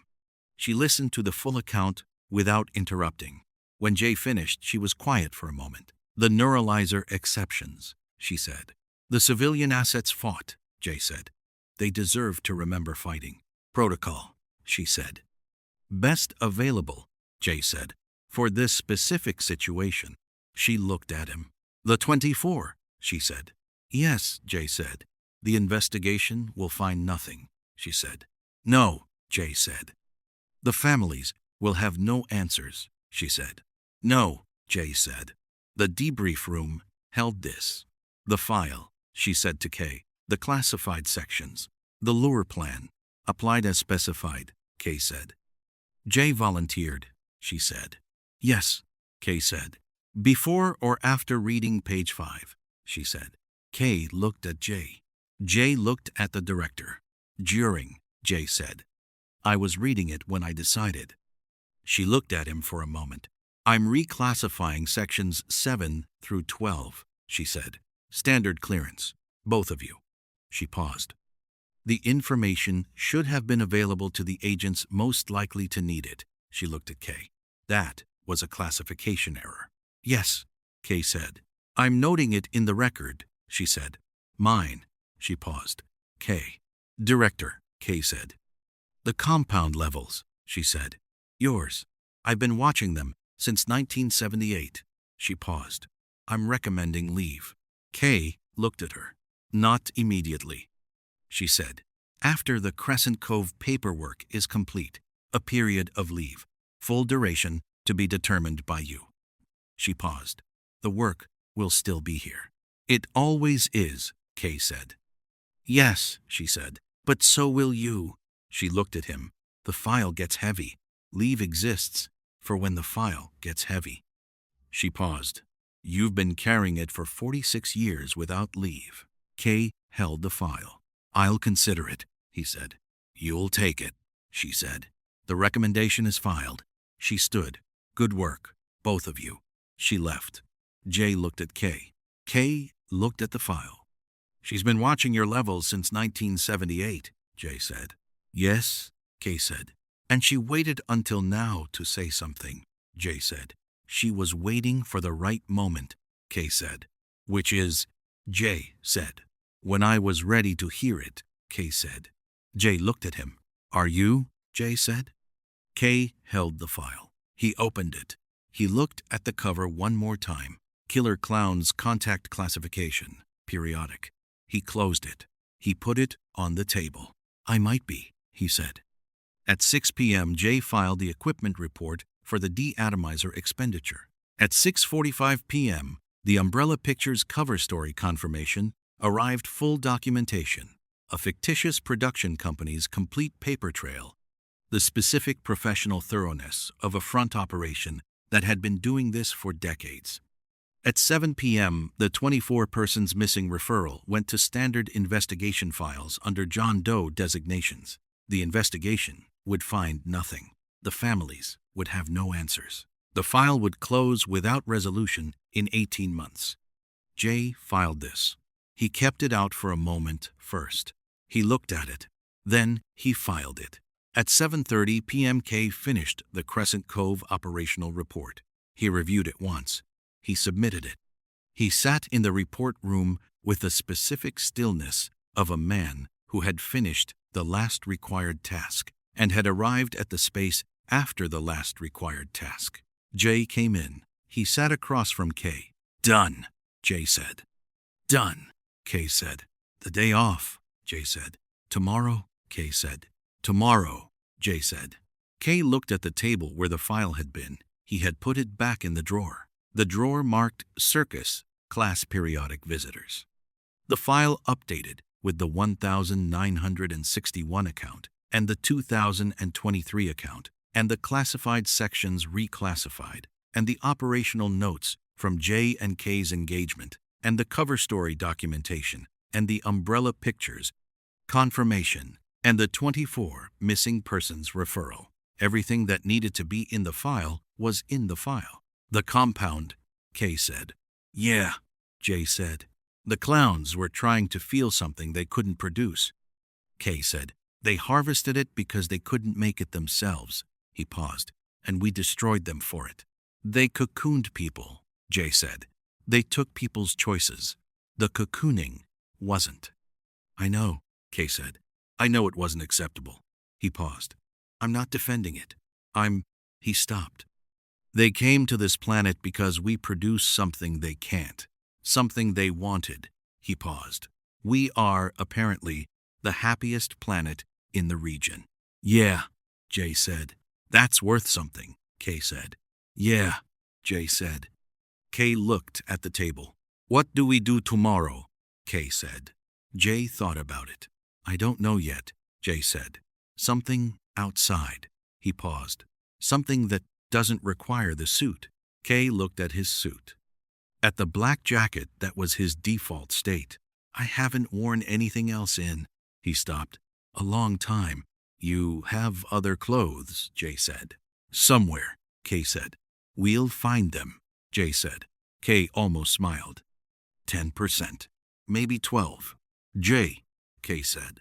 Yeah, Jay said. The Crescent Cove cover story, Kay said. The film production. He paused.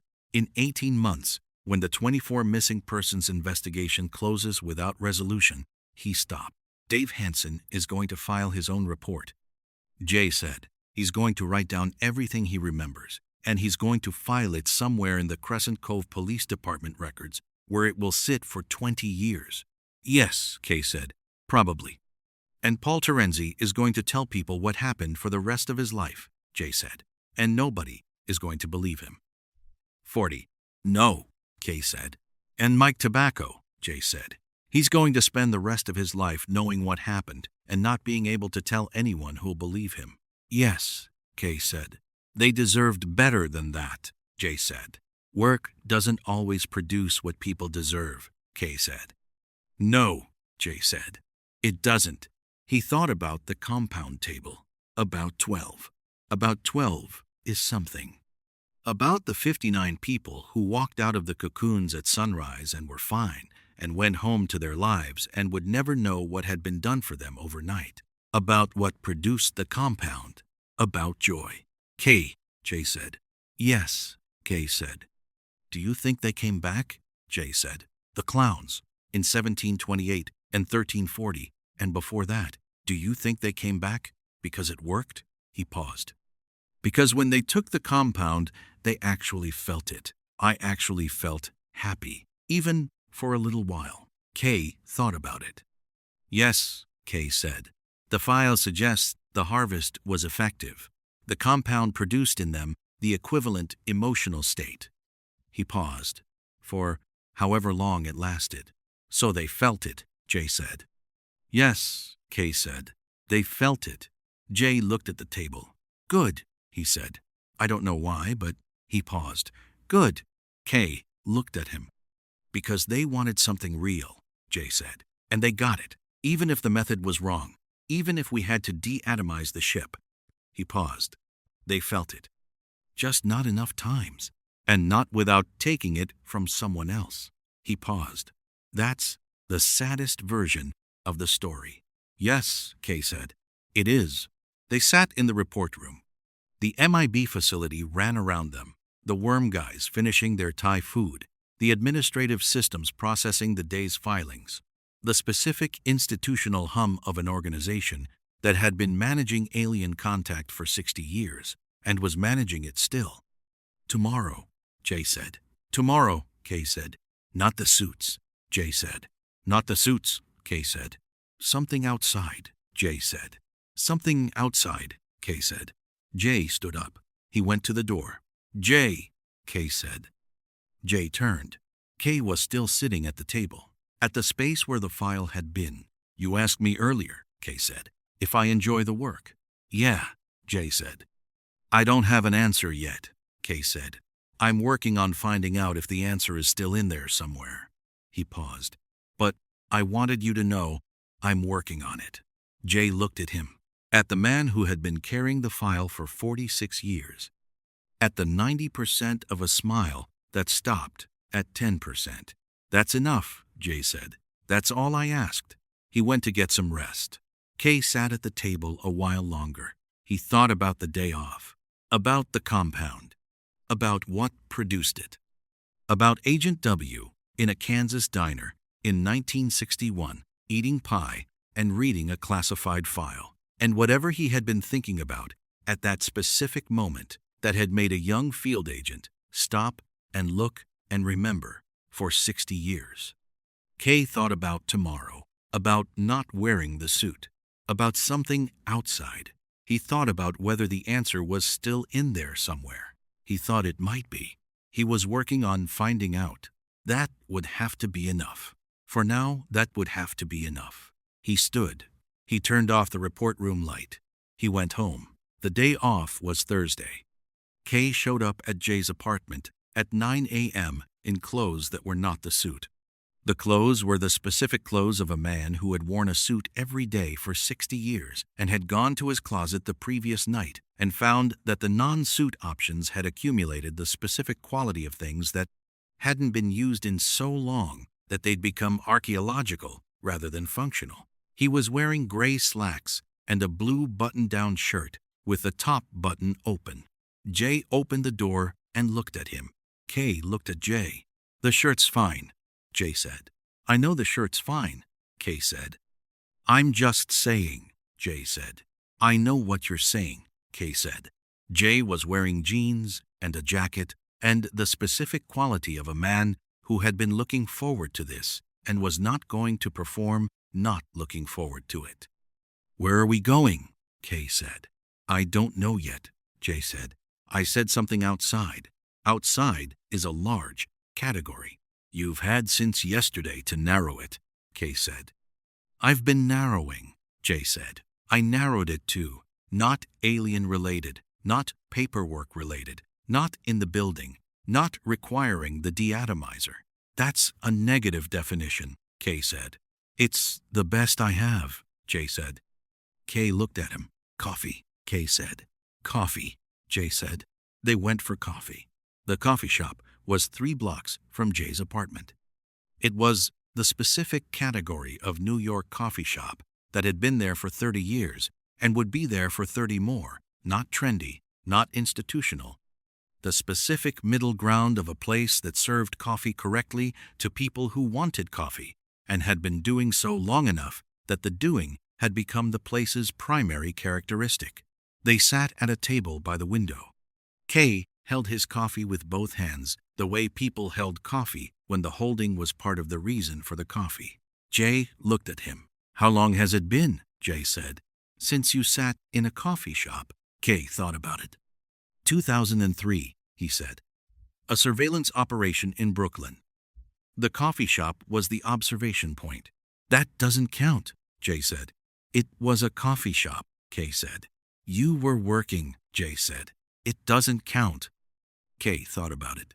A long time, he said. Yeah, Jay said. They drank their coffee. The window showed the specific New York morning, the specific texture of a city doing its Thursday in the specific way New York did everything, which was entirely and without apology, pedestrians, traffic. The ambient sound of a place that was always in the process of being itself. The clowns, Kay said. Kay, Jay said. Last one, Kay said. I promise. The clowns, Jay said. The file needs to be updated with one element we didn't address in the operational report, Kay said. The return interval. He paused. 1,340, 1,728. Now, he paused. The intervals are not consistent. 388 years between the first two confirmed visits. 295 between the second and third. He paused. The interval is decreasing. Jay looked at his coffee. How long until the next visit? He said. If the pattern holds, Kay said. Approximately 200 years, give or take. Neither of us will be around, Jay said. No, Kay said. Someone will be, Jay said. Yes, Kay said. And they'll have the file, Jay said. They'll have an updated file, Kay said, with sections 7 through 12 at standard clearance. And the lure plan, Jay said. And the lure plan, Kay said. And Agent W's operation, and ours. He paused. They'll know what works. Yeah, Jay said. And they'll know about the compound, Kay said. And they'll screen for it. And whoever has the highest levels will be the lure, Jay said. Will be asked if they want to volunteer, Kay said. Specifically asked in advance, with full information. That's the update, Jay said. That's the update, Kay said. Jay looked at him. You're adding the task to the procedure, Jay said. I'm adding the consent, Kay said. Ask and consent. He paused. The lure plan works. Agent W proved it. We proved it. He paused. The next person who runs it should know they're running it before they're in the middle of it. Jay thought about page 5. About reading the recommendation while he was deciding. About during. Yeah, he said. They should. Kay put his coffee down. He looked at the window. At New York Thursday. I recruited you knowing you might need to do what you did last night, he said, without telling you. 10. Yes, Jay said. That was wrong, Kay said. Yes, Jay said. I thought, Kay stopped. I thought if you knew you were a high-valued target, you would either become anxious about it or cavalier about it. Either way, it would change the work. He paused. I thought not knowing served you better. It didn't, Jay said. No, Kay said. It didn't. He paused. You would have been fine knowing. You've been fine with everything I've told you. He paused. I underestimated you. Yeah, Jay said. You did. Kay held his coffee. I'm sorry, Kay said. Jay looked at him. At the man who had been in the MIB since 1961 and had been carrying the file for 46 years and had just said 2 words that Jay had heard Kay say approximately twice in 3 years of partnership. Okay, Jay said. Okay, Kay said. That's all it needs, Jay said. Kay looked at him. That's it, Jay said. You said it. I heard it. We're past it. Kay held his coffee. The compound? Kay said. The clowns harvesting. They took it from people. But the compound itself? He paused. Joy. Genuine joy. That's what it measures. He paused. I've been thinking about what you said. That the answer is still in there somewhere. Yeah, Jay said. I think you might be right, Kay said. Jay looked at him. Not yet, Kay said. I don't feel it yet, but I think the possibility is present. He paused. That's different from before. Before, I thought the possibility had expired. It hadn't, Jay said. No, Kay said. I'm beginning to accept that. He looked at the coffee. The clowns came back to Earth multiple times. Because Earth produces the compound at higher concentrations than anywhere else they visited, he paused. We are the happiest planet in the region. Yeah, Jay said. That means something, Kay said. Empirically, whatever species we are, whatever we do to each other, whatever goes in the file, he paused. We produce more joy than anything else for a significant distance in any direction. Yeah, Jay said. That seems worth noting, Kay said. I think so, Jay said. Kay drank his coffee. Jay drank his coffee. The New York Thursday continued outside the window with the specific indifferent abundance of a city that produced its particular version of human existence in volumes that were sometimes overwhelming and sometimes exactly right. Kay, Jay said. Yes, Kay said. What did you do on your days off? Jay said. Before. Kay thought about it. I don't remember, Kay said. Specifically, he paused. I remember the quality of them, the specific quality of a day that didn't have a file in it. He paused. I haven't felt that in a long time. What did it feel like? Jay said. Kay held his coffee. Light, he said. It felt light. Jay nodded. Then that's the objective, Jay said. Today, light. Light, Kay said. No file, Jay said. No file, Kay said. Nothing that goes in the file, Jay said. Nothing, Kay said. They finished their coffee. They ordered another.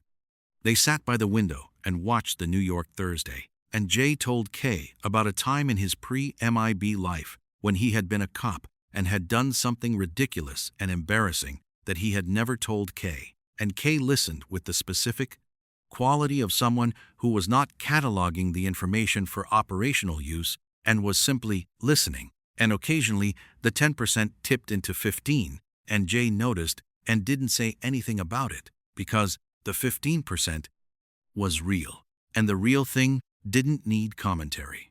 At 11:30 a.m. they left the coffee shop. They walked. Not anywhere. Not the purposeful walk of two field agents moving between a position and an objective. The specific other walk, the one Jay had forgotten Kay was capable of, and that Kay had forgotten he was capable of, the walk that had no objective except the walking. New York, in November, at 11:30 a.m., had the specific light of a city. In autumn, the sun, at an angle that made the building's windows into mirrors and turned the pedestrian traffic into something that caught the light. Differently than it did in summer or spring, Kay walked with his hands in his pockets. He looked at things, not assessed, looked. At a window display, at a dog that had stopped in the middle of the sidewalk to conduct its own investigation of a lamppost with the focused commitment of an organism that had one job and was doing it. At a child on a father's shoulders, pointing at something above the crowd that the father couldn't see and was nodding at anyway. Kay looked at the child, at the father nodding at the invisible thing, at the specific compact transaction of a parent and a child, and a pointing finger and a nod. He watched it for 3 seconds. Something moved in his expression. Jay saw it. He said nothing. At 1 p.m., they found a diner. Not the coffee shop, a different place. The lunch kind. The specific institution of a New York diner that served everything, and had been serving everything since before Jay was born. They sat in a booth. They ordered food. Kay ordered pie. Jay looked at him. Kay looked at the menu. Pie, Jay said. I want pie, Kay said. You ordered pie, Jay said. Yes, Kay said. Kay, Jay said. The file says Agent W was eating pie in a Kansas diner in 1961, Kay said. I've been thinking about that for 60 years. He paused. He ran the lure plan and survived and retired and moved to Flagstaff and apparently continued eating pie. He paused. There's something to be said for continuing to eat pie. Jay looked at him. Yeah, Jay said. There is. Jay ordered pie too. They ate their lunch. They ate their pie. Kay ate his pie with the specific quality of a man who had been thinking about pie for 60 years and had finally ordered it and was finding the pie approximately as good as 60 years of thinking about it had suggested it would be. Not better. Approximately as good. Which was enough. Kay, Jay said. Yes, Kay said. Leave, Jay said. The director recommended leave. Yes, Kay said. Are you going to take it? Jay said. Kay ate his pie. Probably, he said. Eventually, he paused. The work will be there when I come back. Yeah, Jay said. You'll manage, Kay said. I always manage, Jay said. You'll manage better than that, Kay said. You're good at this. I know, Jay said. Kay looked at him. I recruited the right person, Kay said. Yes, Jay said. You did. The compound levels aside, Kay said. The compound levels included, Jay said. All of it. The whole package. You recruited the right person. Kay held his coffee. Yes, he said. I did. At 3 p.m. they were in Central Park. Not because Jay had planned to end up in Central Park. The walking had produced Central Park the way walking in New York produced things, through the specific logic of one block leading to another until the blocks led somewhere. They sat on a bench. The park had its November quality, the leaves mostly down, the specific gray gold of a late autumn afternoon, the temperature that required a jacket and justified it. People moved through the park. Dog walkers, joggers, a group of tourists with a guide who was pointing at something and explaining it. Children, the specific variety of humanity that a public park in New York on a Thursday afternoon assembled without effort. Kay sat on the bench and looked at it. At the specific assembled variety, at the dog walkers and the joggers and the tourists. At the light on the remaining leaves. Jay sat beside him and said nothing. They sat for a while. The clowns, Kay said. Kay, Jay said. Last one, Kay said. Genuinely last one. The clowns, Jay said. They came back, Kay said. Every time they came back.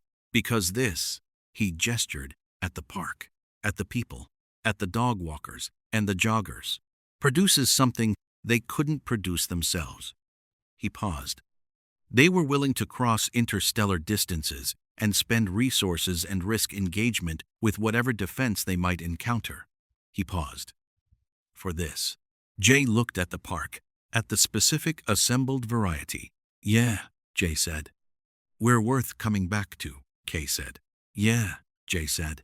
Even with everything that goes in the file, Kay said. Yeah, Jay said.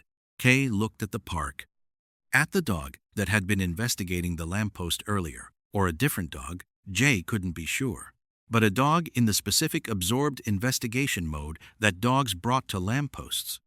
At the child on the father's shoulders, or a different child. The city produces its particular version of the gesture in continuous supply. At the light on the leaves. I'd forgotten, Kay said. I know, Jay said. Not completely, Kay said. Not the knowledge of it, he paused, the experience. Yeah, Jay said. It's still there, Kay said. Yeah, Jay said. You were right, Kay said. I know, Jay said. Kay looked at him. You're going to be insufferable about that, Kay said. For a reasonable period, Jay said. Define reasonable, Kay said. Until it stops being funny, Jay said. When will that be? Kay said. I'll let you know, Jay said. Kay almost smiled. The 15% again. Maybe 17? They sat in Central Park on a Thursday in November and watched the specific assembled variety of a city that produced more compound per capita than anywhere else in a significant region of the galaxy and didn't know it and didn't need to know it and was doing it anyway because it was what they did. The light changed as the afternoon moved toward evening. The dog walkers went home. The joggers ran their last laps. The tourists moved toward their next destination. The children and their parents drifted toward dinner. The park settled into its early evening quality, less populated, the light going gold and then orange and then the specific flat gray of a November dusk. Jay looked at his watch. 4:47 p.m. We should probably go back, Jay said.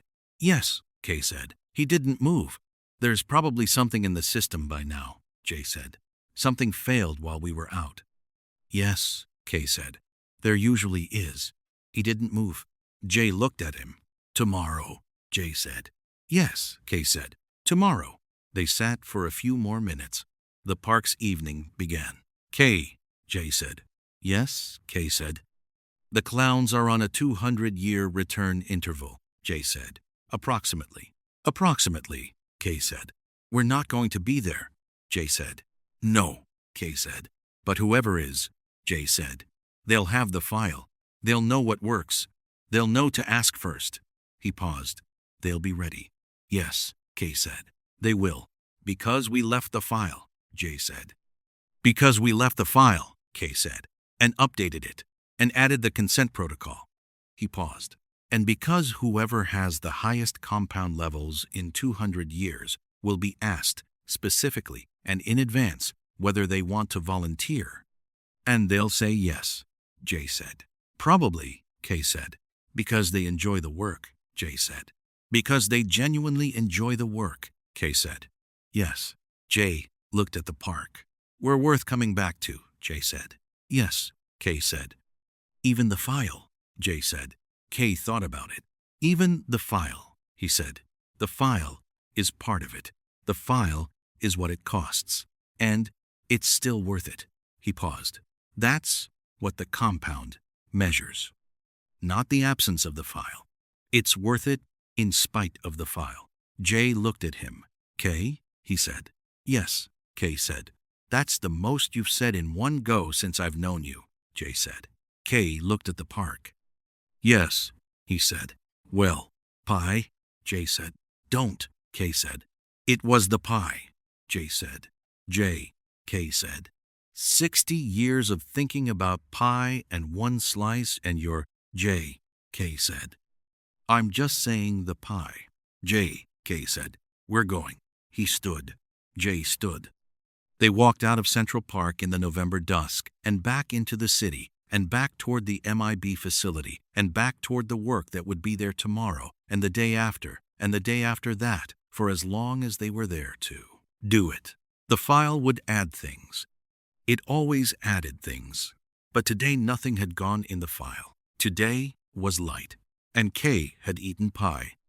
And in approximately 200 years, someone with high compound levels and a complete file and a procedure that included the task would drive toward a California beach town at midnight with the specific professional confidence of agents who had done this before.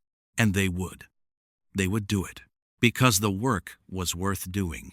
Because 12 was something.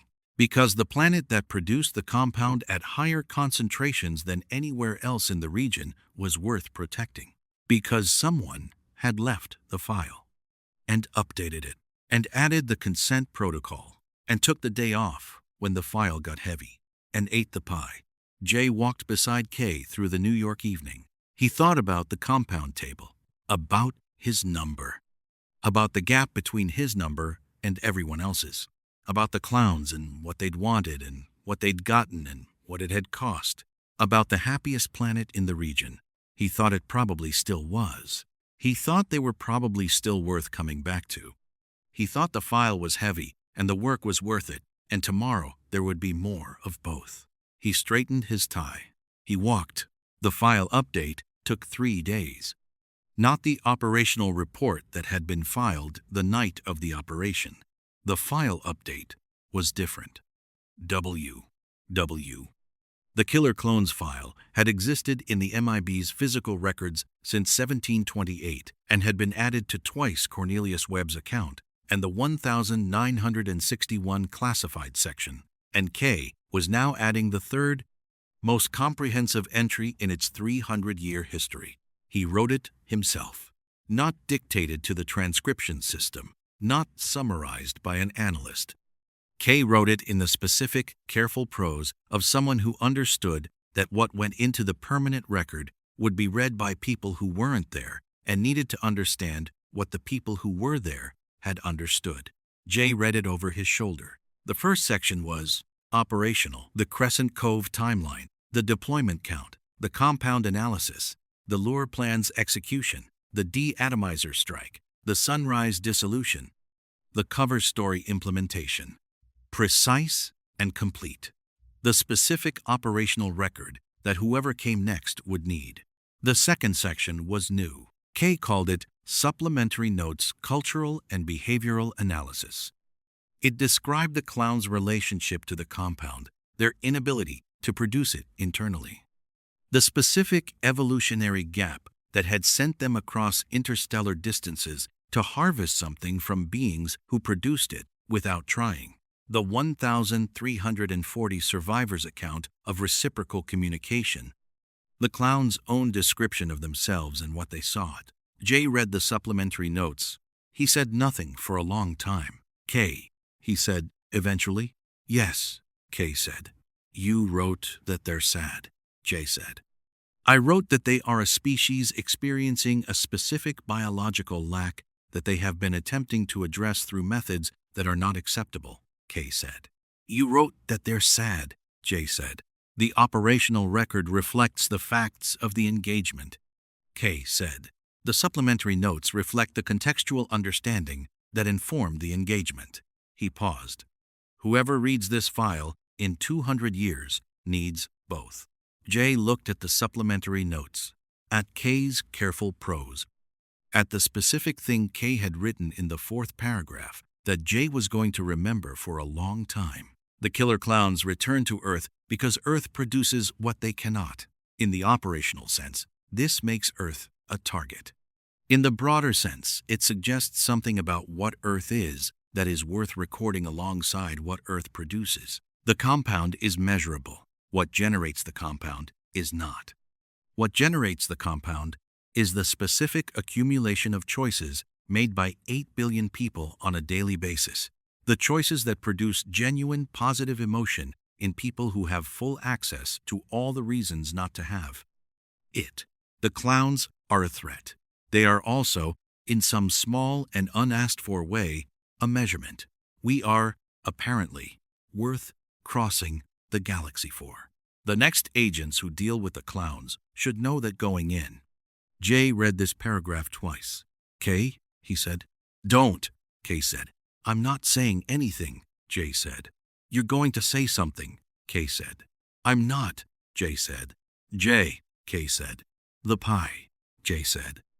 I knew it, Kay said. It was definitely the pie, Jay said. Kay saved the file. He closed the document. He stood up. The consent protocol, he said. He was moving to the next item on the update list, the recommendation section. I'm adding language that requires the highest concentration individual to be briefed on their status, the operational requirements of the lure plan, and the historical success rate before any engagement is planned. He paused. The briefing happens at hire, not at the moment of deployment. At hire, Jay said. Standard orientation, Kay said. The same way agents are briefed on other specific vulnerability profiles. He paused. If someone's biology makes them a high-value target for a specific threat, they deserve to know it is going in.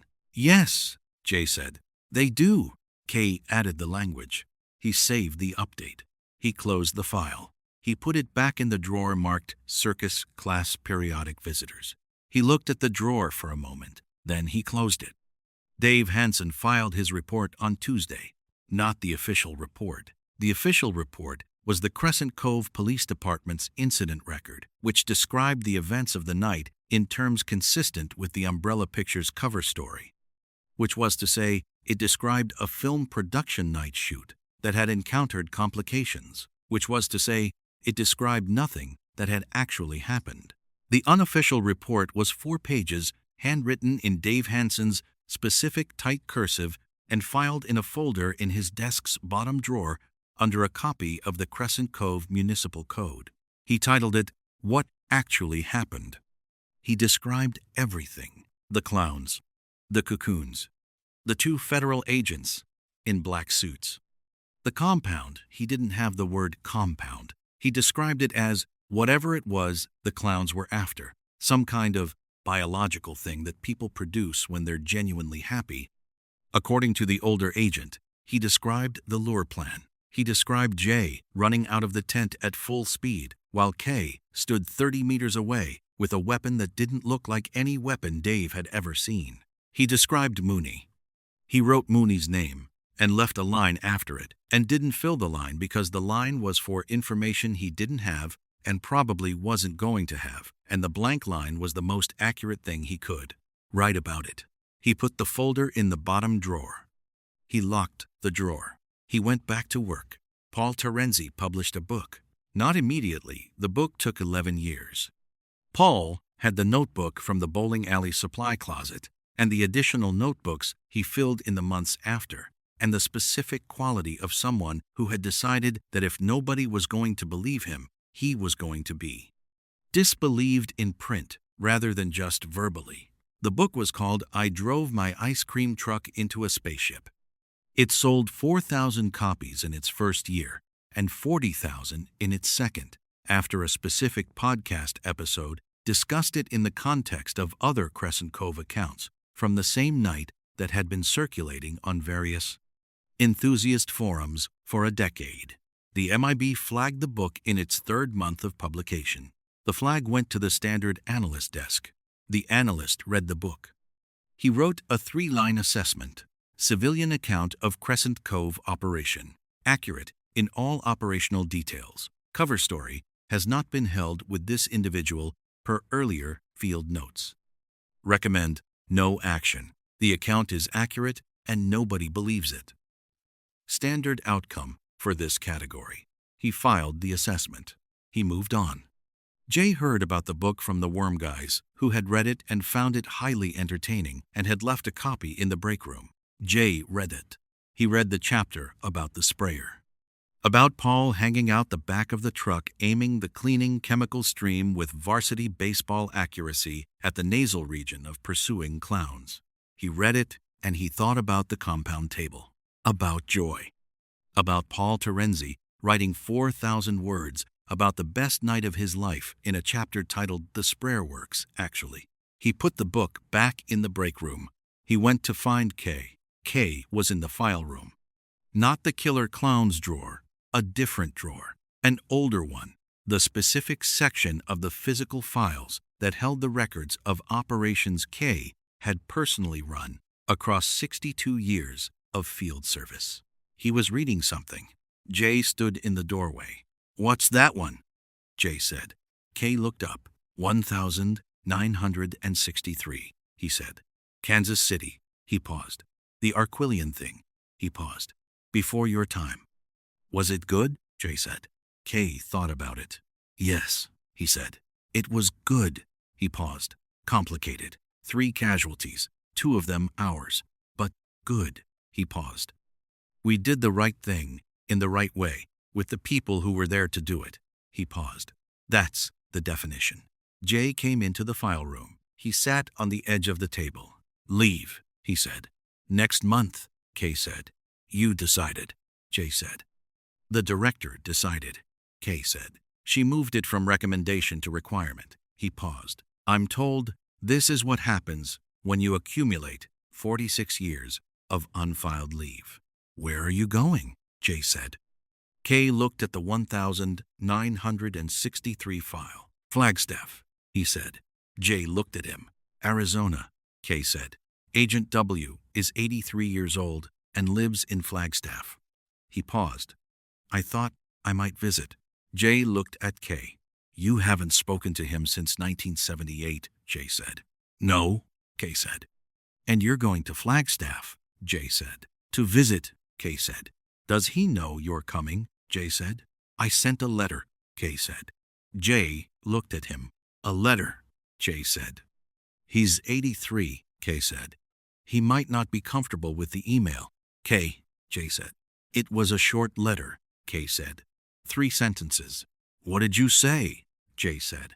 Kay looked at the 1,963 file.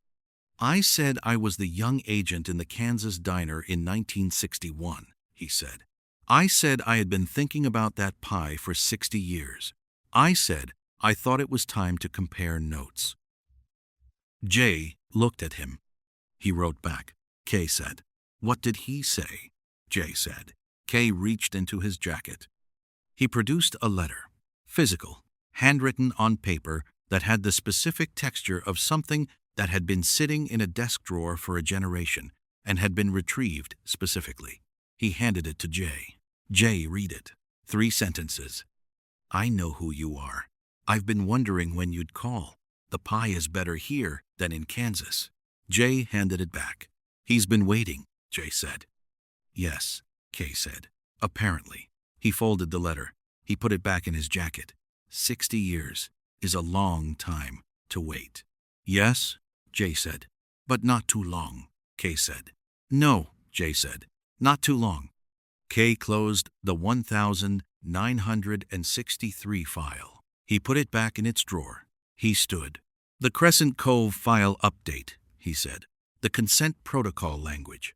I want you to review it before it goes to the director. For. Sure, Jay said. And the compound screening process, Kay said. I'm recommending it become part of standard orientation for all new field agents, not just the high-level individuals. Everyone gets the briefing. He paused. Everyone should know what the compound is. What does it mean? He paused. What it costs to maintain. What it costs, Jay said. The file gets heavy, Kay said. For everyone, eventually. The compound measures the authentic emotion underneath the file. He paused. If agents know the file gets heavy and the compound is the measure of what's underneath it, they'll have a framework for what they're experiencing when it starts to get heavy. He paused. Rather than just filing it, Jay looked at him. You want everyone to know, Jay said, that the job costs something, and that something is real and measurable, and that the measure is real too. Yes, Kay said. Something like that. That's the most HR thing you've ever said, Jay said. Don't, Kay said. Kay, Jay said. Jay, Kay said. The pie really did change things, Jay said. The pie was a catalyst, Kay said. The pie itself. The pie changed things, Jay said. Kay looked at him. Put it in the report, Kay said. What report? Jay said. The ongoing report, Kay said. The one you're always running in your head, the one that produces the compound. He paused. Put it in there. The pie changed things, Jay said. Yes, Kay said. It did. 3 weeks later, Kay went to Flagstaff. He was gone for 10 days. Jay ran the operations during those 10 days with the specific competence of someone who had been trained by the best and had been paying attention and had been ready for this longer than either of them had acknowledged. He handled 2 engagements, 1 diplomatic event, a cover story that required 5 iterations before it was held, and a situation involving the worm guys and the break room that he chose not to put in the operational report on the grounds that some things were best handled internally. He did not eat the worm guy's Thai food while Kay was gone. He ordered his own Thai food. He ate it at the break room table. He thought about Kay in Flagstaff, about Agent W eating pie, about 2 men who had run the same plan 60 years apart, sitting in a house in Arizona, comparing notes on what the work cost and what it was worth. He thought about the file, about the Killer Klowns file and what Kay had added, about the supplementary notes, about worth crossing the galaxy for. He ate his Thai food. He thought the supplementary notes were the best thing Kay had written in 62 years of operational reporting. He thought Kay probably knew that. He thought that was probably fine. Kay came back on a Tuesday. He came directly to the MIB facility from the airport without stopping. He came into the facility through the main entrance and walked to Jay's desk and put a paper bag on the desk. Jay looked at the paper bag. He looked at Kay. Kay looked at Jay with the expression that was Jay ran his catalog, not the 90%. Not the 90% stopping at 10. Something further. Something that had found its way past the 10% and was at 20, maybe 25. The specific expression of a man who had been to Flagstaff and had compared notes and had come back with something he'd been missing for 46 years, not fully restored, but in progress. In active progress. Jay looked at the paper bag. Is that pie? Jay said. From the best diner in Flagstaff, Kay said. Agent W's recommendation. Jay opened the bag. Pie. 2 slices. What kind? Jay said. Apple, Kay said. He said apple was the one. Jay got 2 forks. He handed one to Kay.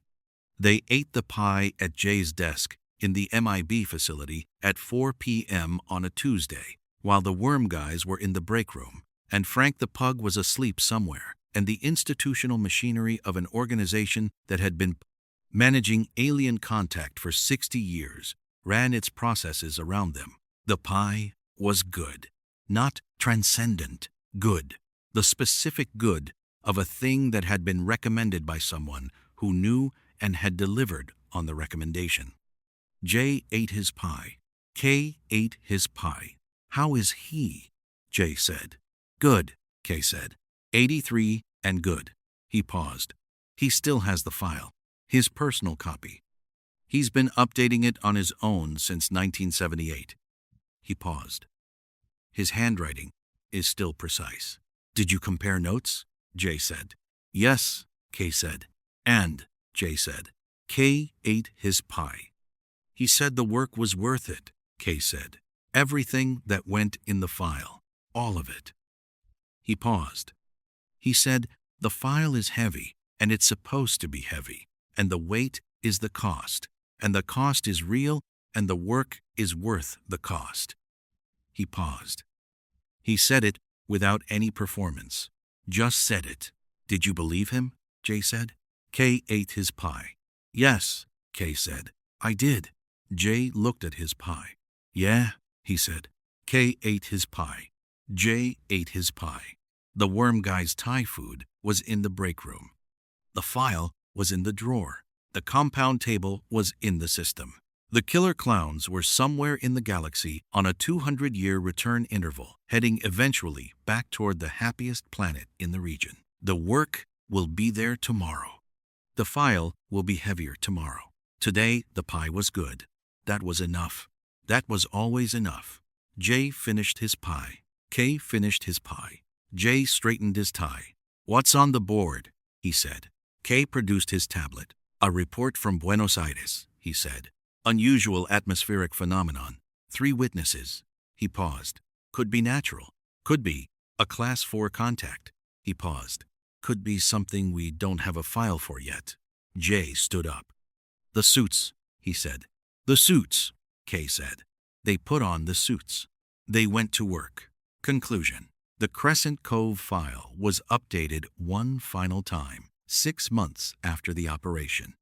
Kay added a single paragraph to the supplementary notes, not operational data, not procedural language. A note he titled, "For whoever reads this next."